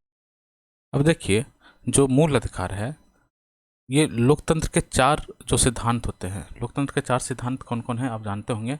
समता, स्वतंत्रता, न्याय और बंधुता। तो जो हमारा फंडामेंटल राइट्स है वो समता, स्वतंत्रता, न्याय और बंधुता पर आधारित है। आप जब देखेंगे जो फंडामेंटल राइट्स है, फंडामेंटल राइट्स टोटल कितने हैं, वो है आपको 6, टोटल 6 फंडामेंटल राइट्स है ना। और वो क्या है, जैसे 14 से 18 के बीच में आप पढ़ते होंगे, 14 से 18 के बीच में है समानता का अधिकार। तो आपको यहाँ पे समता दिख रहा है ना, समता। फिर स्वतंत्रता आपको मिलेगा 19 से 22। फिर समता, स्वतंत्रता, न्याय आपको यहाँ पे मिल जाएगा 23 से। जैसे आप देखिए तो 23 से 24 में क्या है, शोषण के विरुद्ध अधिकार है। तो शोषण के विरुद्ध अधिकार में आपको ये चीज़ मिलेगी, आप पढ़ेंगे तो। और उसके बाद आपको मिल जाएगा धार्मिक स्वतंत्रता का अधिकार, कब, 25 से 28। और उसी तरह से संस्कृति और संरक्षण का भी अधिकार मिलेगा 29 से 30 के बीच में। उसके बाद संवैधानिक उपचारों का अधिकार है। तो इस तरह से आप देख रहेंगे जो लोकतंत्र होता है, लोकतंत्र के 4 स्तंभ है, समता, स्वतंत्रता, न्याय और बंधुता। तो डेमोक्रेसी, ये जो फंडामेंटल राइट्स है, फंडामेंटल राइट्स भी आपको इन्हीं 4 सिद्धांत पर आधारित मिलेंगे, ठीक है। तो इसी कारण इसको बोला जाता है जो फंडामेंटल राइट्स है कि ये भारत का लोकतांत्रिक ढांचा पर केंद्रित है, और ये मूल अधिकार के रूप में, फंडामेंटल राइट्स के रूप में ये राजनीतिक लोकतंत्र का संस्थानीकरण है। अर्थात संवैधानिकरण किया गया राजनीतिक लोकतंत्र का फंडामेंटल राइट्स के माध्यम से, क्योंकि लोकतंत्र का जो बेस है वो आपको फंडामेंटल राइट्स में देखने को मिल जाएगा। तो ये काफ़ी डिटेल में हमने लगभग फंडामेंटल राइट्स के बारे में बताया, और कौन कौन से हैं, 14 से 18, 19 से 22, 23, 24, 25 से 28, 29, 30, ठीक है। तो यदि आप कहीं मेंस में लिखना हो ये सब चीज़ को, तो आप बहुत बढ़िया से इसको आप लिख सकते हैं मूल अधिकार के बारे में, और इससे बहुत सारे क्वेश्चन निकल कर आते हैं। यदि आपके पास कंसेप्ट रहेगा तो आप इसे बहुत अच्छी तरह से डील करने की भी स्थिति में होंगे, ठीक है। अगला क्वेश्चन जो है, हाँ, तो इसमें क्या था कि 1928 ईस्वी में जो नेहरू रिपोर्ट आया था उसमें मूल अधिकारों के बारे में उसका समर्थन किया गया था। दूसरा क्वेश्चन है संविधान द्वारा मौलिक अधिकार को लागू करने की शक्ति दी गई। तो मौलिक अधिकारों की लागू करने की शक्ति किसको है? सर्वोच्च न्यायालय एवं उच्च न्यायालय को। मान लिया आपके फंडामेंटल राइट्स का उल्लंघन हो रहा है तो आप कहाँ जाते हो? न्यायालय जाते हो। ठीक है, तो इस तरह जो फंडामेंटल राइट्स का जो अभिभावक है, संरक्षक है, वो कौन है? न्यायालय, सर्वोच्च न्यायालय या उच्च न्यायालय। मौलिक अधिकार है तो मौलिक अधिकार वाद योग है, ये आप इसे जुडिशरी में ले जा सकते हो। मौलिक अधिकार है आपातकालीन स्थिति में निलंबित किया जा, हाँ, तो मौलिक अधिकार जो है आपातकालीन स्थिति में निलंबित किए जा सकते हैं, कुछ को छोड़कर, शायद 20 और 21। ठीक है, इन्हें आप छोड़कर सारे जो अधिकार हैं वो निलंबित किए जा सकते हैं। 20 मतलब क्या हुआ कि किसी को की गिरफ्तारी के निरोध के संरक्षण के बारे में यहाँ बताया हुआ है। और 21 जो है दैहिक स्वतंत्रता है, जीवन की स्वतंत्रता इसमें शामिल है। ठीक है, तो ये इसे आप नहीं छीन सकते मौलिक अधिकार का निलंबन की स्थिति में। भारतीय संविधान में नागरिकों के मौलिक अधिकार प्रदान किए गए हैं 12 से 35 के बीच में, अभी हमने चर्चा किया था। भारतीय संविधान के अनुच्छेदों में विधायन सत्ता पर पूर्ण नियंत्रण है, अनुच्छेद 14 का। भारतीय संविधान के अनुच्छेदों में विधायन सत्ता पर पूर्ण नियंत्रण लगाता है कौन? अनुच्छेद 14। अनुच्छेद 14 यहाँ आप देखते होंगे समता का अधिकार दिया हुआ है और यहाँ पर समता का समान संरक्षण दिया हुआ है, समान रूप से संरक्षण किया जाएगा। तो इस तरह से जो है विधायन सत्ता पर पूर्ण नियंत्रण लगाता है अनुच्छेद 14। ये क्वेश्चन कई बार पूछा जा चुका है, यूपीएससी में भी ये क्वेश्चन अभी आया था 2021 या 22 वाले में। ठीक है, अगला क्वेश्चन देखते हैं। समानता का अधिकार संविधान के समानता का अधिकार संविधान के निम्न अनुच्छेदों के अंतर्गत आया हुआ है। 14 से 18 के बीच में हमने पढ़ा था अभी। 14 हो गया समानता का अधिकार। 15 लिंग, जन्म, मूल, वंश के आधार पर आप किसी तरह का विभेद नहीं कर सकते। 16 में क्या हुआ है? लोक नियोजन के विषय में अवसर की समानता है। 17 में अस्पृश्यता का अंत किया गया और 18 में उपाधियों का अंत किया गया। इस तरह से समानता का अधिकार यहाँ पर पूर्ण होता है। शिक्षण संस्थानों में जिसमें गैर सरकारी व गैर अनुदान प्राप्त भी सम्मिलित हैं, अन्य पिछड़ों, अनुसूचित जाति और जनजातियों हेतु संरक्षण आरक्षण की सुविधा प्रदान करेगी, अनुच्छेद 15(5). 15(5) में आप यहाँ पे आप देख सकते हो जन्म स्थान, मूल, वंश, लिंग, जाति के आधार पर आप विभेद नहीं कर सकते। जाति के आधार पर आप विभेद नहीं कर सकते, अर्थात SC/ST का भी किसी शिक्षण संस्थान में प्रवेश हो सकता है। ठीक है, तो यही दिया हुआ कि गैर सरकारी या गैर अनुदान प्राप्त संस्थानों में आरक्षण की सुविधा है। तो 15(5) से ये चीज़ निकल कर आ रही है। अगला देखते हैं कथन और कारण दिया हुआ। सामाजिक, आर्थिक, राजनीतिक क्षेत्रों में समान आधार निर्मित करने के उद्देश्य से राज्य असमान लोगों के लिए भिन्न व्यवहार कर सकता है। सही है।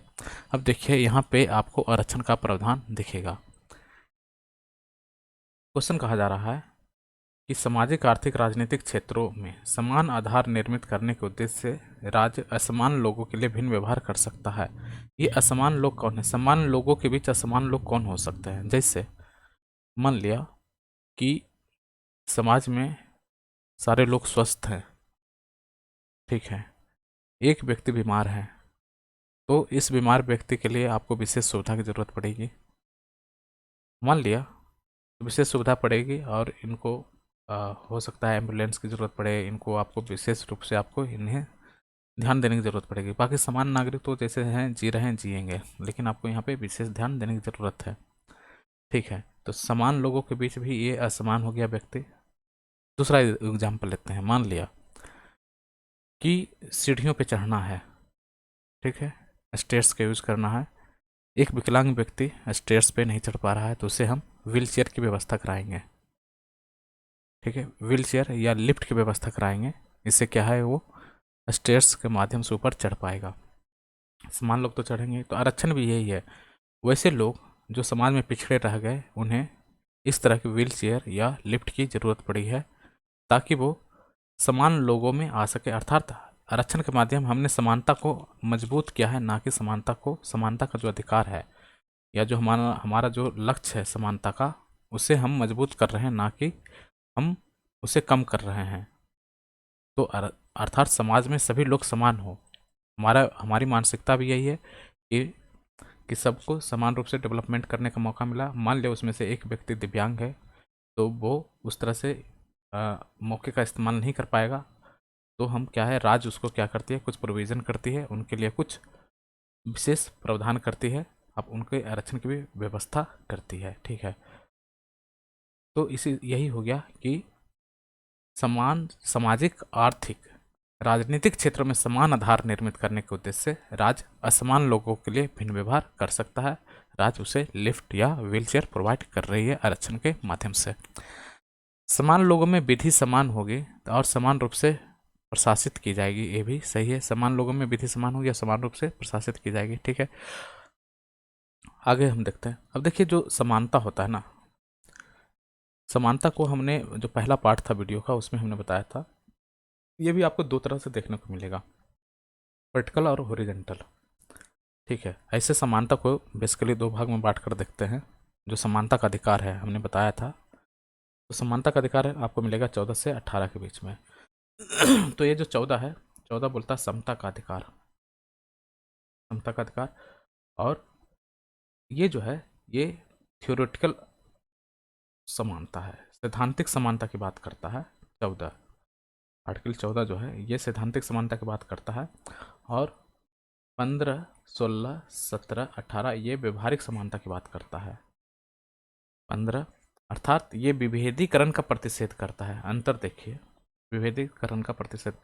ये देखिए 14 क्या है, समान लोगों में समान बिहेव आपको देखने को मिल जाएगा, समान लोगों में समान बिहेव या समानता, समता का अधिकार। लेकिन यहाँ पर विभेदीकरण का प्रतिषेध हो रहा है, अर्थात कुछ लोगों को जाति के आधार पर उन्हें आरक्षण की व्यवस्था करनी पड़ेगी।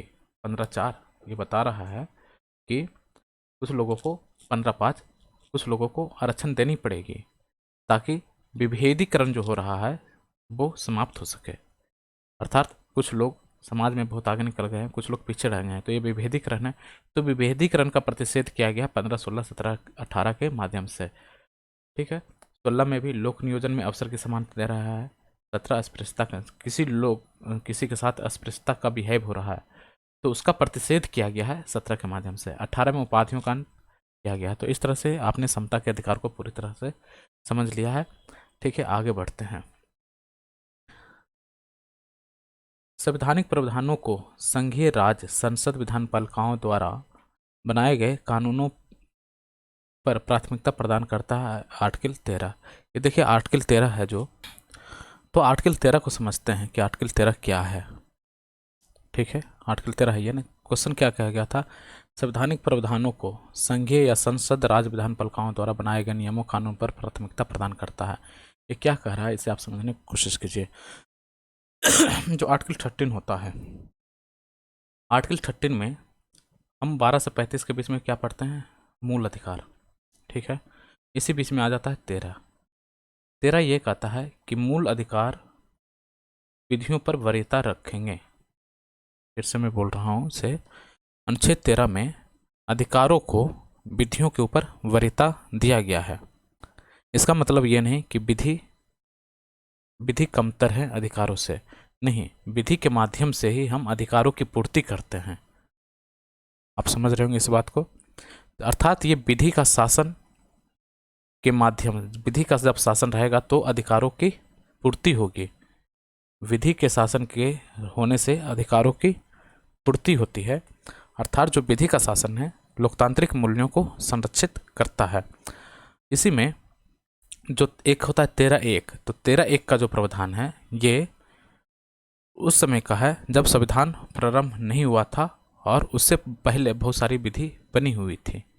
ठीक है, और 13(2) संविधान के लागू होने के बाद जो बनी है विधि उसे बोला जाता है 13(2).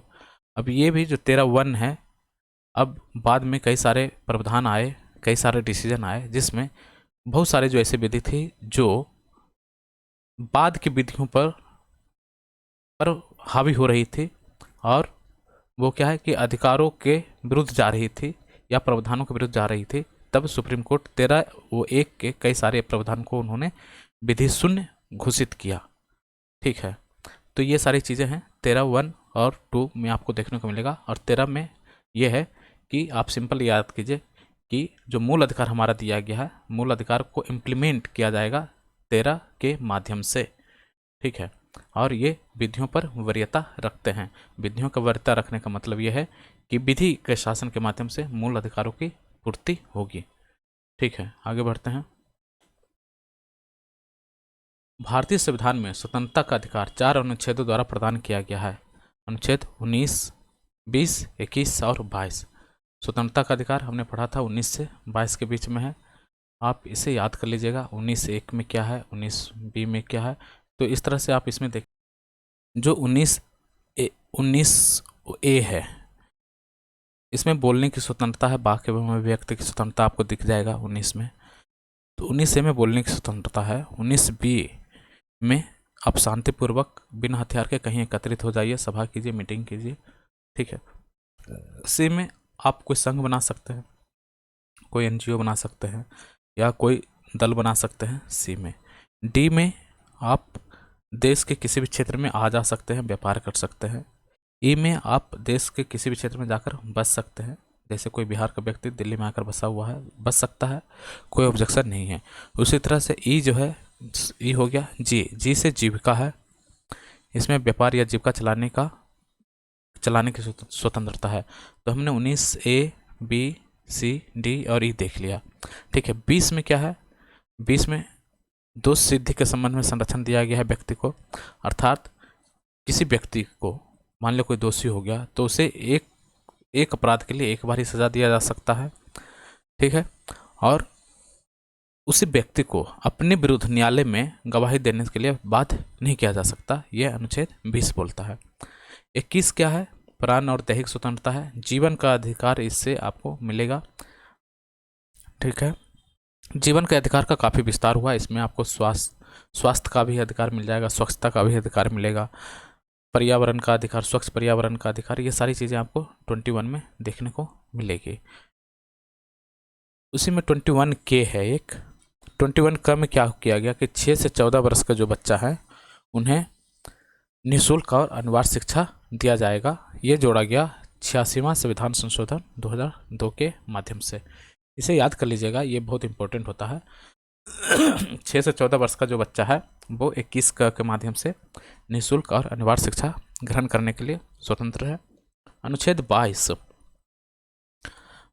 22 जो है कुछ दशाओं में गिरफ्तारी और निरोध का संरक्षण करता है, ठीक है। अब उसमें बहुत सारी चीज़ें हैं, हमने पार्ट 1 में बताया था कि किसे गिरफ्तार नहीं किया जा सकता, या कोई व्यक्ति को गिरफ्तार किया गया है तो उसे गिरफ्तारी का कारण बताना पड़ेगा और उसे 24 घंटे के अंदर किसी मजिस्ट्रेट के सामने पेश करना पड़ेगा। तो ऐसी सारी चीज़ें आपको 22 में मिल जाएगी।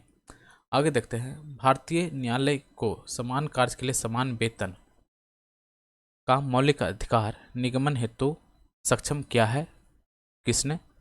समान कार्य के लिए समान वेतन। आपको ये क्या करता है, समाजवादी जो हमारा लक्ष्य है उसके बारे में बताता है। संविधान के अनुच्छेद 14 के साथ मिलकर पढ़ना होगा और अनुच्छेद 16 के साथ मिलकर पढ़ना होगा। 14 क्या बोलता है, समानता का अधिकार, विधियों का समान संरक्षण और समानता का अधिकार है। और 16 लोक नियोजन के विषय में अवसर की समानता की बात करता है। यदि लोक नियोजन में अवसर मिल जाए और सबको समान रूप से अवसर मिले तो हमारा समाजवादी लक्ष्य पूरा हो जाएगा। तो यही कहा जा रहा है कि समाजवादी लक्ष्य हमारा कैसे पूर्ण हो सकता है। तो 14 और 16 को एक साथ पढ़ेंगे तो आपको ये चीज़ मिल जाएगा। अगला क्वेश्चन है, धर्म आदि के आधार पर विभेद का प्रतिषेध भारत के संविधान का अनुच्छेद 15 का एक मूल अधिकार है जिसे वर्गीकृत किया गया समता के अधिकार के अधीन, ठीक है। धर्म आदि के आधार पर विभेद, धर्म, मूल, वंश, जन्म आदि के आधार पर विभेद नहीं कर सकता, अनुच्छेद 15 में ये बताया गया है। आगे देखते हैं, भारतीय संविधान में समता का अधिकार 5 अनुच्छेदों द्वारा वर्णित किया गया है, वो है 14 से 18 के बीच में हमने चर्चा कर लिया इसका। भारतीय संविधान में जैसा नहीं थे, समानता के मौलिक अधिकार में सम्मिलित है कानून के समक्ष समानता, सामाजिक समानता और अवसर की समानता, ये हमने चारों चर्चा कर लिया था। अगला देखते हैं, मौलिक अधिकारों के अंतर्गत बच्चों के शोषण से संबंधित है। अनुच्छेद 24 जो है बच्चों के शोषण से संबंधित है। इसमें आप जो है 14 वर्ष से कम उम्र के बच्चों को किसी खतरनाक काम या कारखानों में आप इसे इस्तेमाल नहीं कर सकते। ICCPR के अनुच्छेद 24 द्वारा बाल अधिकार को संरक्षित किया गया है, अभी हमने चर्चा किया है। अस्पृश्यता का उन्मूलन किया गया 17 के माध्यम से। न्यायालय उद्धारित कर सकता है कि अपराध गठित करने वाला कोई कृत्य अस्पृश्यता के आधार पर किया गया है यदि ऐसा अपराध SC ST के साथ किया गया है। तो वही ये चीज़ है, अनुच्छेद 17 के बारे में क्या कहा जा रहा है कि न्यायालय उपधारित कर सकता है कि अपराध गठित करने वाला कोई कृत्य अस्पृश्यता के आधार पर किया गया है और ऐसा अपराध अनुसूचित जाति के साथ हुआ हो। ठीक है, अगला क्वेश्चन देखते हैं। भारत में अस्पृश्यता का निवारण निम्न उपायों द्वारा किया जा सकता है। अस्पृश्यता को कैसे हटा सकते हैं? कानून बनाकर, शिक्षा की उन्नति द्वारा और जन जागरूकता द्वारा। ये समान क्वेश्चन था। मद्रास राज्य बनाम दुरई राजन 1951 के मुकदमे में भारतीय सर्वोच्च न्यायालय के निर्णय के परिणाम स्वरूप जिस मौलिक अधिकार को संशोधित किया गया वो है भेदभाव के अधिकार। ये देखिए, मद्रास बनाम दुरई राजन का जो केस था 1951 का, इसमें क्या हुआ था कि मद्रास में कोई यूनिवर्सिटी थी, यहाँ पे कुछ जाति विशेष के लोगों के लिए सीटें आरक्षित कर दी गई थी और यहाँ पर अन्य जाति के लोग एडमिशन नहीं ले पा रहे थे। ये कोर्ट गया मद्रास हाई कोर्ट में। मद्रास हाई कोर्ट ने यूनिवर्सिटी के इस डिसीजन के अगेंस्ट डिसीजन दिया और फिर जो मामला चला गया सुप्रीम कोर्ट में। तो सुप्रीम कोर्ट ने मद्रास उच्च न्यायालय के डिसीजन को जस्टिफाई किया और बोला कि ये डिसीजन सही है। तो इस तरह से जो भेदभाव हो रहा था, भेदभाव के विरुद्ध जो है मद्रास बनाम दुरई राजन का केस 1951 आया और ये इस तरह का पहला मुकदमा था जहाँ पे भेदभाव के विरुद्ध इस तरह का डिसीजन दिया गया था। तो इसी कारण ये बहुत ही इम्पोर्टेंट हो जाता है। समता या समानता के अधिकार में भेदभाव का जो भेदभाव के विरुद्ध जो अधिकार है उसका डिसीजन में आप ये मील के पत्थर के रूप में आप चंपकई दुरायजन का जो केस है 1951 उसे आप पढ़ सकते हैं। अनुसूचित जाति तथा अनुसूचित जनजाति को मौलिक सामाजिक, आर्थिक, राजनीतिक, सांस्कृतिक अधिकार दिया गया अनुच्छेद 17 के तहत। SC/ST को अनुच्छेद 17 में के तहत आपको यहाँ पे जो अस्पृश्यता है या भेदभाव है उस तरह का उसके अधिकार उसको संरक्षित किया गया है। भारत का संविधान स्पष्टता प्रेस की आज़ादी की व्यवस्था नहीं करता, किंतु यह आज़ादी अंतर्निहित है 1901 में। 1901 में हमने पढ़ा था अभिव्यक्ति की आज़ादी, वाक्य एवं अभिव्यक्ति की आज़ादी। तो प्रेस की स्वतंत्रता तो कहीं नहीं लिखा हुआ, लेकिन प्रेस की अभिव्यक्ति की आज़ादी है और ये आर्टिकल 91A में दिखेगा। भारतीय संविधान में भाषण और अभिव्यक्ति की स्वतंत्रता आपको अनुच्छेद 19 में मिल जाएगा। स्वतंत्रता के अधिकार के भाग के रूप में बिना हथियार के शांतिपूर्व ढंग से इकट्ठा होने की स्वतंत्रता के अंतर्गत नहीं आता है घेराव अफसर का जो अपना कर्तव्य नहीं निभाते। अब देखिए, हमने 19B के बारे में पढ़ा था। 19B में क्या था कि शांतिपूर्वक बिना हथियार को एकत्रित कर सकते हैं और सभा करने की स्वतंत्रता है 19B के तहत।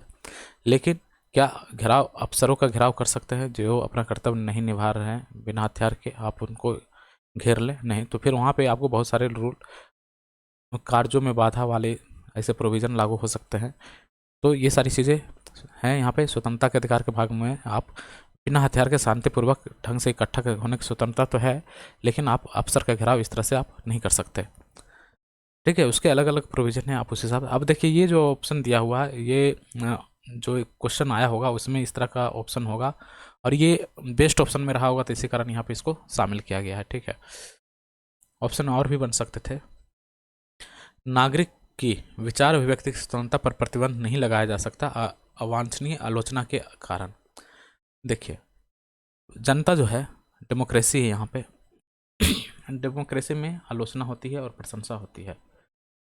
आप आलोचनाओं के आधार पे आप उनकी स्वतंत्रता को प्रतिबंधित नहीं कर सकते। ठीक है, यही है। अगला क्वेश्चन है, व्यक्ति के विदेश यात्रा का अधिकार का संरक्षण प्रदान करता है कौन? 21।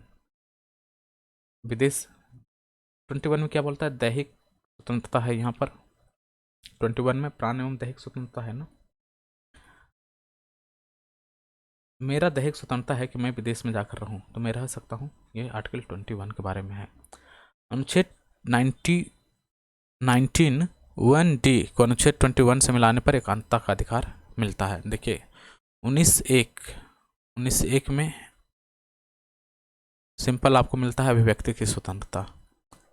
यहाँ से भी आप ले सकते हैं कि अभिव्यक्ति की स्वतंत्रता में भी हमारी अभिव्यक्ति यह है और 21 मिलता है हमारे दैहिक स्वतंत्रता। तो हमारे देह की अभिव्यक्ति है कि मैं एकांत में जाकर रहूं तो रह सकता हूं, इसमें हमें कोई बात नहीं कर सकता। 1D में आपको देश के किसी भी क्षेत्र में आवागमन का भी सुविधा मिला हुआ है, तो वहाँ से आप इसे पढ़ सकते हैं। यहाँ पे लिखा हुआ 19(1)(d), ठीक है। 19(1)(d) और 21 इसको मिलाएंगे तो आपको एकांतता का अधिकार मिल जाएगा। आगे बढ़ते हैं। धार्मिक स्वतंत्रता के अधिकार का प्रावधान के अंतर्गत सम्मिलित है। तो धार्मिक स्वतंत्रता जो 25 से 28 के बीच में था, तो उसमें सब कुछ है, प्रचार कर सकते हैं अपने धर्म का। और जैसे सिख लोग हैं, अब कृपाण धारण कर सकते हैं, तो उनका ये प्रोविज़न किया हुआ है। राज्यों में समाज सुधार के लिए विधि का निर्माण कर सकते हैं, तो ये हम कर सकते हैं। ये हमारे जो 25 से 28 में दिया हुआ उसके अंतर्गत ये शामिल है। अब देखिए 25 से 28 में काफ़ी इंपॉर्टेंट हो जाता है। 25 में क्या है, आर्टिकल 25 में देखिएगा, एक मिनट, आर्टिकल 25 में है अंतःकरण और धर्म को अबाध रूप से मानने की स्वतंत्रता। हमारी आत्मा जो चाहती है, मैं मानता हूँ या हमारी आत्मा चाहती है कि मैं इस पर्टिकुलर धर्म का पालन करूँ तो मैं कर सकता हूँ और इसमें मुझे कोई बात नहीं कर सकता। मैं उसका प्रचार भी कर सकता हूँ, ये आर्टिकल 25 बोलता है। 26 बोलता है धार्मिक कार्यों के प्रबंध की स्वतंत्रता। हम जिस धर्म से हैं हम उसके कार्यों की प्रबंधन कर सकते हैं, उसकी हमें स्वतंत्रता है। या हम कोई संस्थान का निर्माण कर सकते हैं या हम उसके लिए संपत्ति का अर्जन कर सकते हैं। तो इस हिसाब से ये 26 हो गया। 27 क्या बोलता है, किसी भी व्यक्ति को किसी धर्म पार्टिकुलर के पक्ष में स्टेट टैक्स देने के लिए बाध्य नहीं कर सकते, कर देने के लिए बाध्य नहीं कर सकते 27 के तहत। 28 में क्या है कि राज्य जो है, अब मान लीजिए जैसे कोई धार्मिक सरकारी स्कूल है उसमें कोई धार्मिक शिक्षा नहीं दी जा सकती, ये 28 बताता है। तो 25 से 28 के बीच में हमने पूरा धर्म की स्वतंत्रता जो है उसके बारे में हमने देख लिया। आगे देखते हैं आर्टिकल 23 मानव के दुर्व्यापार और बलात् श्रम जो होता है उसके बारे में है। ठीक है, बंधुआ मजदूरी का उन्मूलन का यहाँ पे प्रावधान किया गया है कि आप किसी को बलपूर्वक कार्य पे नहीं रख सकते। ठीक है, आगे बढ़ते हैं। अनुच्छेद 24 कारखानों में बालकों का नियोजन नहीं कर सकते 14 वर्ष से कम उम्र के बच्चों का। 26 में धार्मिक कार्यों के प्रबंध की स्वतंत्रता हमने अभी चर्चा किया था। अनुच्छेद 23 जो है मानव के दुर्व्यापार से संबंधित है और 29 जो है सांस्कृतिक संरक्षण का अधिकार है और 32 संवैधानिक उपचारों का अधिकार है। संवैधानिक उपचारों के अधिकार में जो है इससे अंबेडकर साहब ने इसे कहा था संविधान की आत्मा। आर्टिकल 32 को बोला था संविधान की आत्मा। 32 में ऐसा है क्या, देखिए इसमें आपको कुछ रेट मिलेंगे। पहला रेट मिलेगा, इसको बोलते हैं हैबियस कॉर्पस और ये हिंदी में बोला जाता है बंदी प्रत्यक्षीकरण। ठीक है, किसी व्यक्ति को बंदी बनाया गया तो उसे 24 घंटे के अंदर आप प्रत्यक्ष कीजिए किसी कोर्ट के सामने।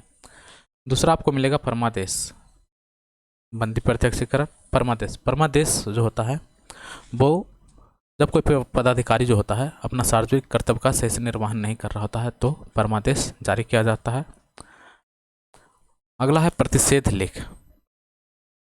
प्रतिषेध लेख क्या होता है, सर्वोच्च न्यायालय जो है या उच्च न्यायालय अपने अधीनस्थ या निम्न न्यायालय को आदेश जारी करता है कि जिस मामले में आप कार्य कर रहे हैं वो आपके अधीन में नहीं आता है तो आप इस कार्य को नहीं कर सकते, तो प्रतिषेध करता है। उच्च न्यायालय या सर्वोच्च न्यायालय जो है अपने निम्न न्यायालयों को किसी कार्य में जो उसके अधिकार क्षेत्र में नहीं है उसे रोकने के लिए ये रिट जारी करता है। ये 3 हो गए, बंदी प्रत्यक्षीकरण, परमादेश, प्रतिषेध। चौथा उत्प्रेषण। उत्प्रेषण में यह है कि अधीनस्थ न्यायालय को, जैसे सुप्रीम कोर्ट या जो उच्च न्यायालय है वो बोलता है अपने अधीनस्थ न्यायालय को कोई भी जो लंबित मुद्दा है आपके पास, लंबित मुकदमे हैं, उसे आप हमारे पास भेजिए या वरिष्ठ न्यायालय को भेजिए। 5वां हो गया अधिकार परीक्षा। ठीक है, इसमें कोई पदाधिकारी कोई कार्य कर रहा होता है तो उससे पूछा जाता है कि आप किस पदाधिकार के तहत ये कार्य कर रहे हो, क्या ये आपके सीमाओं में आता है। तो इस तरह की रीट है और रीट सर्वोच्च न्यायालय और उच्च न्यायालय दोनों जारी कर सकता है। सर्वोच्च न्यायालय 32 के माध्यम से करता है और उच्च न्यायालय 226 के माध्यम से करता है, आर्टिकल 226 के माध्यम से और ये आर्टिकल 32 के माध्यम से। तो ये हमने देख लिया पूरा रिट, प्रत्यक्षीकरण और ये पूरा हमने रिट के बारे में जान लिया। आर्टिकल 32 को हमने देख लिया। तो संवैधानिक उपचारों का अधिकार ये है और इसमें 5 तरह के रिट शामिल किए गए हैं। हमने इसके बारे में डिटेल से भी बता दिया। अब आगे बढ़ते हैं। अल्पसंख्यकों को अपनी मनपसंद शिक्षण संस्थानों को स्थापित एवं संचालित करने का अधिकार का संरक्षण प्रदान करता है कौन, आर्टिकल 30 सांस्कृतिक संरक्षण एवं शिक्षा का अधिकार देता है। और हम देखते हैं अगला मिलान करने का है इसमें। अच्छा, भारतीय संविधान के अनुच्छेद 32 के अंतर्गत परिवर्तित किए जाते हैं। तो जो हमने रीट की चर्चा किया संवैधानिक उपचारों का अधिकार, ये 32 ही है और ये मूल अधिकार में ही शामिल है। हमने पढ़ा था अभी 12 से 35 तक आपको मूल अधिकार मिल जाएंगे। ठीक है, अगला देखते हैं। ये मिलान करना है 16(2) 16(2) क्या करता है, किसी व्यक्ति के साथ उसके धर्म, वंश, मूल, जाति के आधार पर सार्वजनिक रूप से, वही लोक नियोजन में आप किसी तरह का भेदभाव नहीं कर सकते। 29(2) में किसी शैक्षणिक संस्थान में आप किसी व्यक्ति को प्रवेश देने से नहीं रोक सकते। यही था चंपकई राजन, जो मद्रास बनाम चंपकई राजन का केस था, जिसकी हमने चर्चा किया था 1951। ये एक्चुअली न्यायालय ने 29(2) को इम्पोज किया था इस माध्यम से, ठीक है, कि आप किसी व्यक्ति को सिर्फ जाति, भाषा, लिंग या धर्म के आधार पर, भेदभाव के आधार पर आप उसको प्रवेश से किसी शैक्षणिक संस्थान में प्रवेश से आप नहीं रोक सकते। ठीक है, आगे बढ़ते हैं। अनुच्छेद ये 30(1) दिया हुआ, तो 30(1) में क्या है, सभी अल्पसंख्यकों को, चाहे वो धर्म के आधार पर हो, भाषा के आधार पर, सभी को अपने शैक्षणिक संस्थान स्थापित करने का अधिकार है। ये हमारा मौलिक अधिकार है। और आर्टिकल 31A 31 ये है क्या, संपत्ति के अधिकार से संबंधित है। अब देखिए, ये जो संपत्ति का अधिकार है ना, ये जो 1951 में प्रथम संविधान संशोधन अधिनियम आया था 1951, तो संपत्ति के अधिकार के अगेंस्ट ही आया था। वो जो जमींदारी प्रथा थी, जमींदारी प्रथा जो थी, उसके उन्मूलन को लेकर आया था। ठीक है, ये धीरे धीरे मामला आगे बढ़ते रहा और 1976 में 44वां संविधान संशोधन के माध्यम से जो हमारा 31A है, ये हमारे संविधान में शामिल था और इसमें था संपत्ति का अधिकार। ये संपत्ति का अधिकार कहाँ मिलेगा, आप देख रहे हैं, ये 12 से 35 के बीच में, अर्थात ये मौलिक अधिकार में शामिल था ये। ठीक है, 31A संपत्ति का अधिकार। अब इसको क्या कर दिया गया, 44वां संविधान संशोधन 1976 के माध्यम से, 1978 है, 44वां संविधान संशोधन 1978 के माध्यम से इसे 300 क में भेज दिया गया। कहाँ, 300 क में। और इस तरह से ये विधिक अधिकार हो गया है, ना कि संवैधानिक अधिकार है। ठीक है, संपत्ति का अधिकार एक विधिक अधिकार है, ना कि मौलिक अधिकार है। मौलिक अधिकार नहीं है संपत्ति का अधिकार, ये एक विधिक अधिकार है। और 44वां संविधान संशोधन 1978 के द्वारा इसे 300 क में भेज दिया गया। अब देखिए, जो 31A है, हमारे संविधान में समाजवादी शब्द लिखा हुआ है, प्रस्तावना में समाजवादी धर्मनिरपेक्ष है लिखा हुआ, और हमारे संविधान में उदारवादी, तब समाजवादी शब्द नहीं जोड़ा हुआ था हमारे संविधान में आपको 31 ये दिख रहा था, और ये उदारवादी जो चरित्र है उसको दिखा रहा था। ठीक है, उदारवादी चरित्र को दिखा रहा था 31A। अब इसे 300 क में भेज दिया गया है। अब आगे देखते हैं, तो अब अगला है मौलिक अधिकारों का संरक्षक कौन है, तो न्यायपाल का। आपके मौलिक अधिकारों का हनन होगा तो आप न्यायालय के पास जाओगे। अगला क्वेश्चन देखते हैं। सही कथन है के मुंशी संविधान का प्रारूप बनाने वाली समिति के सदस्य थे, ये सही है। के मुंशी जो थे, संविधान का प्रारूप बनाने वाली कमेटी के सदस्य थे। संविधान सभा द्वारा भारतीय संविधान को स्वीकार किया गया, ये सही है। बलवंत राय मेहता समिति 1957 द्वारा पंचायती राज की संस्तुति की गई, ये भी सही है। पहला पंचायती राज के लिए जो समिति बनी थी वो बलवंत राय समिति थी 1957 में, और 77 में बना था अशोक मेहता समिति। ठीक है, आगे बढ़ते हैं। नागरिकों को मौलिक अधिकारों का रक्षक तथा भारत के सार्वजनिक अभिभावक माना जाता है। तो मौलिक अधिकारों का संरक्षक कौन है, उच्चतम न्यायालय। और संविधान का संरक्षक भी कौन है, उच्चतम न्यायालय या अभिभावक। ठीक है, हालांकि इसमें थोड़ा सा डिस्प्यूट भी या कंट्रोवर्सी जैसा भी दिख सकता है, क्योंकि संविधान के संरक्षण का जो शपथ लेता है वो राष्ट्रपति लेते हैं, लेकिन उसकी व्याख्या कौन करता है, उच्चतम न्यायालय करता है। तो इस कारण शायद उच्चतम न्यायालय को संविधान का अभिभावक माना जाता है। ठीक है, डॉक्टर BR अम्बेडकर द्वारा संविधान का आत्मा कहा गया, आर्टिकल 32 को अभी हमने चर्चा किया था। कथन और कारण दिया हुआ है। संविधान का अनुच्छेद 32 को डॉक्टर अम्बेडकर ने इसकी आत्मा कहा, यह सही है। कारण अनुच्छेद 32 मौलिक अधिकार के अतिक्रमण के विरुद्ध प्रभावी उपचार का प्रावधान करता है। संवैधानिक उपचारों का अधिकार है, वही चीज यहाँ पे लिखा हुआ, और यह स्पष्टीकरण सही है। व्यक्तिगत स्वतंत्रता के लिए उच्च न्यायालय जारी कर सकता है, हैबियस कॉर्पस उच्च न्यायालय भी जारी कर सकता है, हमने बताया था। इसे बोला जाता है बंदी प्रत्यक्षीकरण। सही सुमेलन करना है। मौलिक कर्तव्य संविधान का 42वां संविधान संशोधन 1976 के माध्यम से आया, 1976 के माध्यम से ये जोड़ा गया। मौलिक कर्तव्य 4 क में शामिल है, ये मौलिक कर्तव्य भाग 4 क। ठीक है, भाग 4 क। और ये 42वां संविधान संशोधन 1976 में आया था। स्वर्ण समिति के जो अनुशंसा थी रिपोर्ट, उसकी अनुशंसा पर आई थी। ठीक है, अगला देखते हैं। संसद मौलिक अधिकारों में संशोधन कर सकती है। केशवानंद भारती का जो केस हुआ था 1973 ईस्वी में, इसमें बोला गया था कि संसद मौलिक अधिकारों में संशोधन कर सकती है। ठीक है, और यहीं पे आधारभूत ढांचे का सिद्धांत निकल कर आया था। बेसिक स्ट्रक्चर का जो सिद्धांत है ये केशवानंद भारती केस से निकल कर आया था। इंसानों के अनैतिक व्यापार पर प्रतिषेध करता कौन? आर्टिकल 23। आगे बढ़ते हैं। सूची 1 को सूची 2 से मिलाना है। उपाधियों का अंत किया गया 18 से। धार्मिक मामलों के प्रबंधन की स्वतंत्रता है 26 में। अल्पसंख्यकों के का संरक्षण है 29 में। और शिक्षा का अधिकार है 21A में। हमने बताया था 21A में ये हमारा प्राण एवं दैहिक स्वतंत्रता का जो पार्ट है 21A में यहाँ पे शिक्षा के अधिकार को शामिल किया गया है। संसद को मौलिक अधिकारों में संशोधन का अधिकार है। केशवानंद भारती बाद में यह आया था। भारत के सर्वोच्च न्यायालय ने संविधान के मूल संरचना सिद्धांत बुनियादी ढांचे का सिद्धांत का प्रतिपादन किया था। केशवानंद भारती केरल बनाम राज्य में। संपत्ति का अधिकार क्या है? कानूनी अधिकार है। हमने उसे बताया था अभी 300 का में शामिल है 44वां संविधान संशोधन 1978। संपत्ति के मूल अधिकार का लोप किया गया कब? 44वां संविधान संशोधन 1978। देखिए यहाँ पे ये चीज लिखा हुआ है। वर्तमान समय में भारतीय संविधान के अंतर्गत संपत्ति का अधिकार है एक वैधानिक या कानूनी अधिकार है। आगे देखते हैं। भारतीय संविधान प्रदान नहीं करता है तो समान आवास का अधिकार नहीं प्रदान करता है। समान आवास कहीं है क्या मेंशन भारतीय संविधान में? कहीं नहीं है। हाँ, लेकिन प्राण एवं दैहिक स्वतंत्रता के रूप में यदि आप इसे देखें तो सबको आवास मिलना चाहिए और ये जीवन के अधिकार में शामिल है। ठीक है। भारतीय संविधान में समानता का अधिकार, हालांकि ये जो है भारतीय संविधान प्रदान नहीं करता। समान आवास का अधिकार भारतीय संविधान प्रदान नहीं करता है।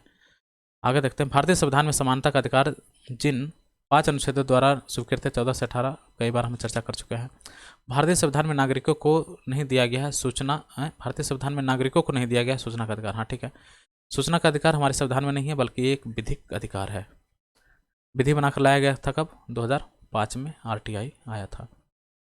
सभी व्यक्तियों को प्राप्त है विधि का समान संरक्षण। ये सभी व्यक्तियों को प्राप्त है अर्थात विधि के सामने सभी समान हैं। देखिए वर्टिकल और हॉरिजॉन्टल जो समानता है, जैसे मेल और फीमेल के बीच में समानता हो, ये वर्टिकल समानता होगा। लेकिन मेल और मेल के बीच में भी समानता हो, फीमेल और फीमेल के बीच में भी समानता हो, ये हो गया हॉरिजॉन्टल समानता। आगे देखते हैं।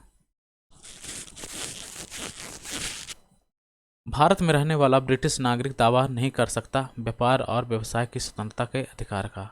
बिल्कुल ये दावा नहीं कर सकता क्योंकि हम यहाँ पे आर्टिकल 15 यहाँ पे इम्प्लीमेंट हो जाएगा। अर्थात सॉरी, इसमें क्या था कि जैसे जो एक बार पढ़ते हैं फिर से। भारत में रहने वाला ब्रिटिश नागरिक दावा नहीं कर सकता व्यापार और व्यवसाय की स्वतंत्रता का। देखिए आर्टिकल 15 में क्या है कि जन्म स्थान मूल वंश आदि के आधार पर आप विभेद नहीं कर सकते, ये है लिखा हुआ। लेकिन जो ब्रिटिश नागरिक है उनका जन्म स्थान अलग है, तो इस आधार पर हम इनके साथ भेदभाव करेंगे। ठीक है, तो व्यापार और व्यवसाय की स्वतंत्रता का अधिकार इन्हें नहीं है। अब कहीं भी बसने का तो अधिकार इन्हें नहीं है। 19C तो यहाँ इनको नहीं मिल रहा है, या 19C कहीं भी बसने का अधिकार नहीं है, या 19G भी नहीं मिल रहा है इनको। जीविका का अधिकार तो है, लेकिन आप व्यापार और व्यवसाय के माध्यम से यहाँ पे आप इस चीज़ को नहीं लागू कर सकते हो। ठीक है, तो इस तरह से आर्टिकल 19 भी इनके ऊपर उस हिसाब से नहीं लागू होना चाहिए, मतलब नहीं होता है। जो ब्रिटिश नागरिक है वो दावा नहीं कर सकता किसका? व्यापार और व्यवसाय की स्वतंत्रता के अधिकार का। ठीक है, जन्म स्थान के आधार पर इनके साथ भेदभाव होगा। अगला क्वेश्चन देखते हैं। सर्वोच्च न्यायालय ने मौलिक अधिकार के रूप में मान्यता दिया है किसको? आवास के अधिकार को। यही हम चर्चा कर रहे थे। इसे 21 जो है आर्टिकल 21 वो एक्सटेंशन के तहत आपको ये आवास का अधिकार आपको मिल जाएगा मौलिक अधिकार के रूप में। ठीक है, विदेश यात्रा का अधिकार, ये भी विदेश यात्रा का अधिकार भी मौलिक अधिकार है। ये हमारा 21 में है। प्राण एवं दैहिक स्वतंत्रता जब हमने चर्चा किया था तो वहाँ पे हमने बोला था कि हम विदेश जाना चाहते हो तो हम जा सकते हैं। ये हमारा प्राण और दैहिक स्वतंत्रता है। किसी को राष्ट्रगीत गाने के लिए बाध्य नहीं किया जा सकता। क्यों? ये वाक और अभिव्यक्ति की स्वतंत्रता के अधिकार का उल्लंघन होगा। हमारी इच्छा है कि मैं कुछ ना बोलूँ, ये भी हमारी अभिव्यक्ति ही है।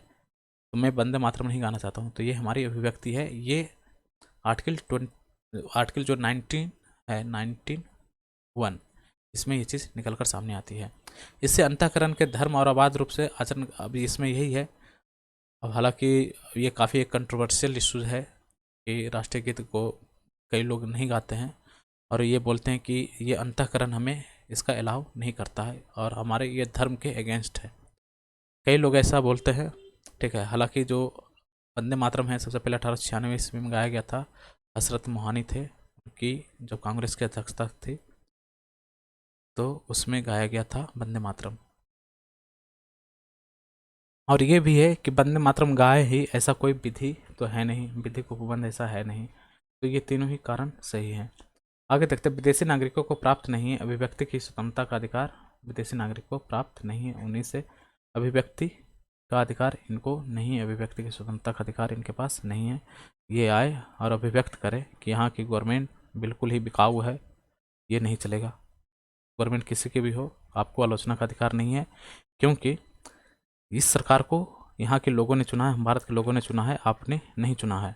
तो आप इस रूप में अभिव्यक्त नहीं कर सकते कि आपका शासन सही नहीं है। ठीक है, आगे बढ़ते हैं। भारत में केवल नागरिकों को उपलब्ध है, भारत में केवल नागरिकों को उपलब्ध है भेदभाव के विरुद्ध अधिकार। ठीक है, भेदभाव के विरुद्ध अधिकार केवल नागरिकों, हमारे जो भारतीय हैं उनको ही उपलब्ध है। जो ब्रिटिशर्स हैं उनके साथ तो हम भेदभाव करेंगे, कैसे? जन्म स्थान के आधार पर। ठीक है, आगे बढ़ते हैं। देश भर में स्वतंत्र भ्रमण की स्वतंत्रता है।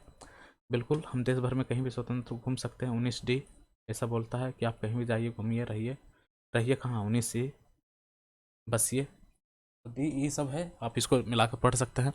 चुनाव लड़ने का अधिकार है भारतीयों को। भारतीय संविधान द्वारा प्रदत्त हुआ अधिकार जो गैर नागरिकों को भी उपलब्ध है, तो संवैधानिक निराकरण का अधिकार इनके पास अवेलेबल है। ठीक है, भारतीय संविधान की, अब जैसे संवैधानिक मान लिया बंदी प्रथा, कोई विदेशी व्यक्ति है, उसे बंदी बना लिया जाता है, गिरफ्तार किया जाता है, तो उसे भी 24 घंटे के अंदर किसी कोर्ट में पेश करना पड़ेगा। यहाँ पर उनको तो ये राइट्स है, अर्थात संवैधानिक निराकरण का अधिकार है उनको। भारतीय संविधान के प्रस्तावना में प्रयुक्त समाजवाद शब्द को जिन अनुच्छेदों के साथ मिलकर पढ़ने से सर्वोच्च न्यायालय को समान कार्य के लिए समान वेतन का अधिकार, मौलिक अधिकार परिभाषित करने की शक्ति प्राप्त हुई। 14-16 हमने पहले भी पढ़ा था। 14-16 आप देखिए, 14 से समानता का अधिकार आएगा और 16 से लोक नियोजन में अवसर की समानता आएगा। तो इससे क्या है? समाजवाद की प्रवृत्ति में वृद्धि होगी। आगे बढ़ते हैं। लोक नियोजन के विषय में भारत के सभी नागरिकों को अवसर की समानता मिल रहा है 16(1) और 2 से। आगे देखते हैं। भारतीय संविधान मान्यता देता है धार्मिक और भाषाई अल्पसंख्यकों को 6 से 14 वर्ष की आयु के बच्चों के बीच के सभी बच्चों को शिक्षा का अधिकार है, यह मूल अधिकार है 21 के।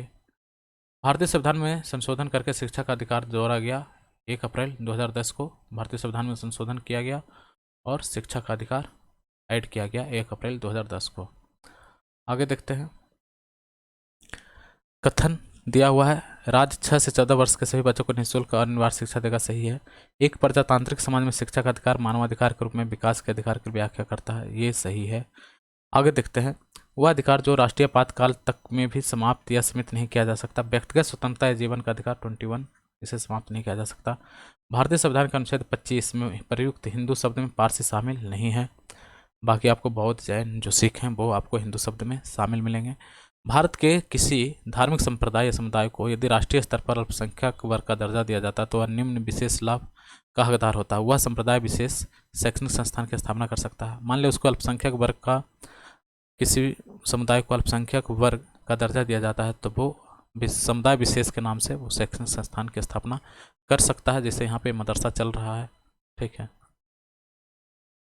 वह संप्रदाय या समुदाय प्रधानमंत्री के 15 पॉइंट कार्यक्रम के लाभ को प्राप्त कर सकता है। ठीक है। किसी अपराध के अभियुक्त को स्वयं अपने विरुद्ध गवाह बनाने के लिए बाध्य नहीं किया जा सकता। 20(3) में हमने पढ़ा था कि स्वयं के विरुद्ध गवाही देने के लिए बाध्य नहीं किया जा सकता।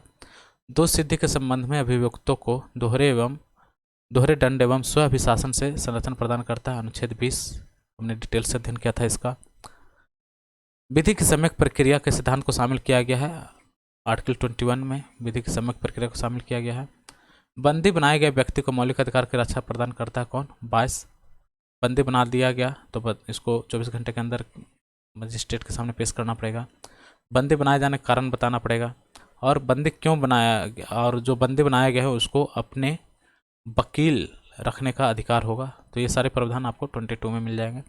बंदी प्रत्यक्षीकरण अधिनियम के अंतर्गत एक व्यक्ति बिना मुकदमा का 3 महीना के लिए बंदी बनाया जा सकता है। किसके लिए? बंदी प्रत्यक्षीकरण अधिनियम के तहत। ठीक है, वह प्रलेख जिसे किसी व्यक्ति की स्वतंत्रता का महानतम संरक्षक माना जाता है। बंदी प्रत्यक्षीकरण हमने चर्चा किया था इसका। संवैधानिक उपचारों के अधिकार में ये रीट है एक तरह का। बंधुआ मजदूर उन्मूलन अधिनियम संसद ने पारित किया 1976 ईस्वी में। जोखिम भरे उद्योगों में बाल श्रम का उपयोग निषिद्ध किया गया है भारत के संविधान द्वारा 10 दिसंबर 1996 को सर्वोच्च न्यायालय के निर्णय द्वारा, संयुक्त राष्ट्र के चार्टर द्वारा। इन तीनों प्रावधानों द्वारा जोखिम भरे उद्योगों में बाल श्रम को निषिद्ध किया गया है। अगला है क्वेश्चन, पूर्ण कीजिए। बिना कर्तव्य के उसी प्रकार है जैसे मनुष्य बिना परछाई के। वही है अधिकार जो है बिना कर्तव्य के उसी प्रकार हैं जैसे मनुष्य बिना परछाई के। देखिए, अधिकार और कर्तव्य साथ साथ चलते हैं। किसी के कर्तव्य करने से किसी के अधिकारों की पूर्ति होती है। राज्य अपना कर्तव्य सही से निर्वहन करता है तो जनता के अधिकार की पूर्ति होती है। ठीक है, और यदि जनता अपने कर्तव्यों का सही से निर्वहन करता है तो राष्ट्र ग्रोथ करता है और राष्ट्र के अधिकारों की पूर्ति होती है। एक तरह से आप ये कह सकते हैं। ठीक है, इसको आप समान शब्द में समझिए कि मान लिया मेरा एक सर्वेंट है और मैं उसे बोलता हूँ कि मेरे लिए 1 गिलास पानी लेकर आओ, और ये मेरा अधिकार है, मैं ऐसा सोचता हूँ। ठीक है, हमने अधिकार का दावा किया 1 गिलास पानी का। वो व्यक्ति अपना कर्तव्य निभाएगा और 1 गिलास पानी ला कर देगा, तब हमारे अधिकारों की पूर्ति होगी। आप एक सिंपल एग्जांपल से समझ सकते हैं। तो अधिकार और कर्तव्य साथ साथ जुड़े हुए हैं, ये अलग नहीं है। इसी कारण नागरिकों से आजकल क्या है कि अधिकारों की जो डिमांड है वो बढ़ी है, लेकिन नागरिक कर्तव्य कहीं ना कहीं ये छीन होता जा रहा है, कम होता जा रहा है। तो ज़रूरत है कि यदि आप अधिकारों की पूर्ति चाहते हैं तो आप अपने कर्तव्यों का भी सही से निर्वहन करें। तो इन्हीं टॉपिक के साथ हम यहाँ पे अभी इसे क्लोज करते हैं। फिर आगे हम पढ़ेंगे राज्य के नीति निर्देशक तत्व। ये हम किसी अगले जो वीडियो होंगे उसमें देखेंगे, अगले पार्ट में देखेंगे। ठीक है, तो हमारे साथ बने रहिएगा और कमेंट कीजिएगा कि ये सेशन कैसा रहा। तब तक के लिए धन्यवाद। जय हिंद।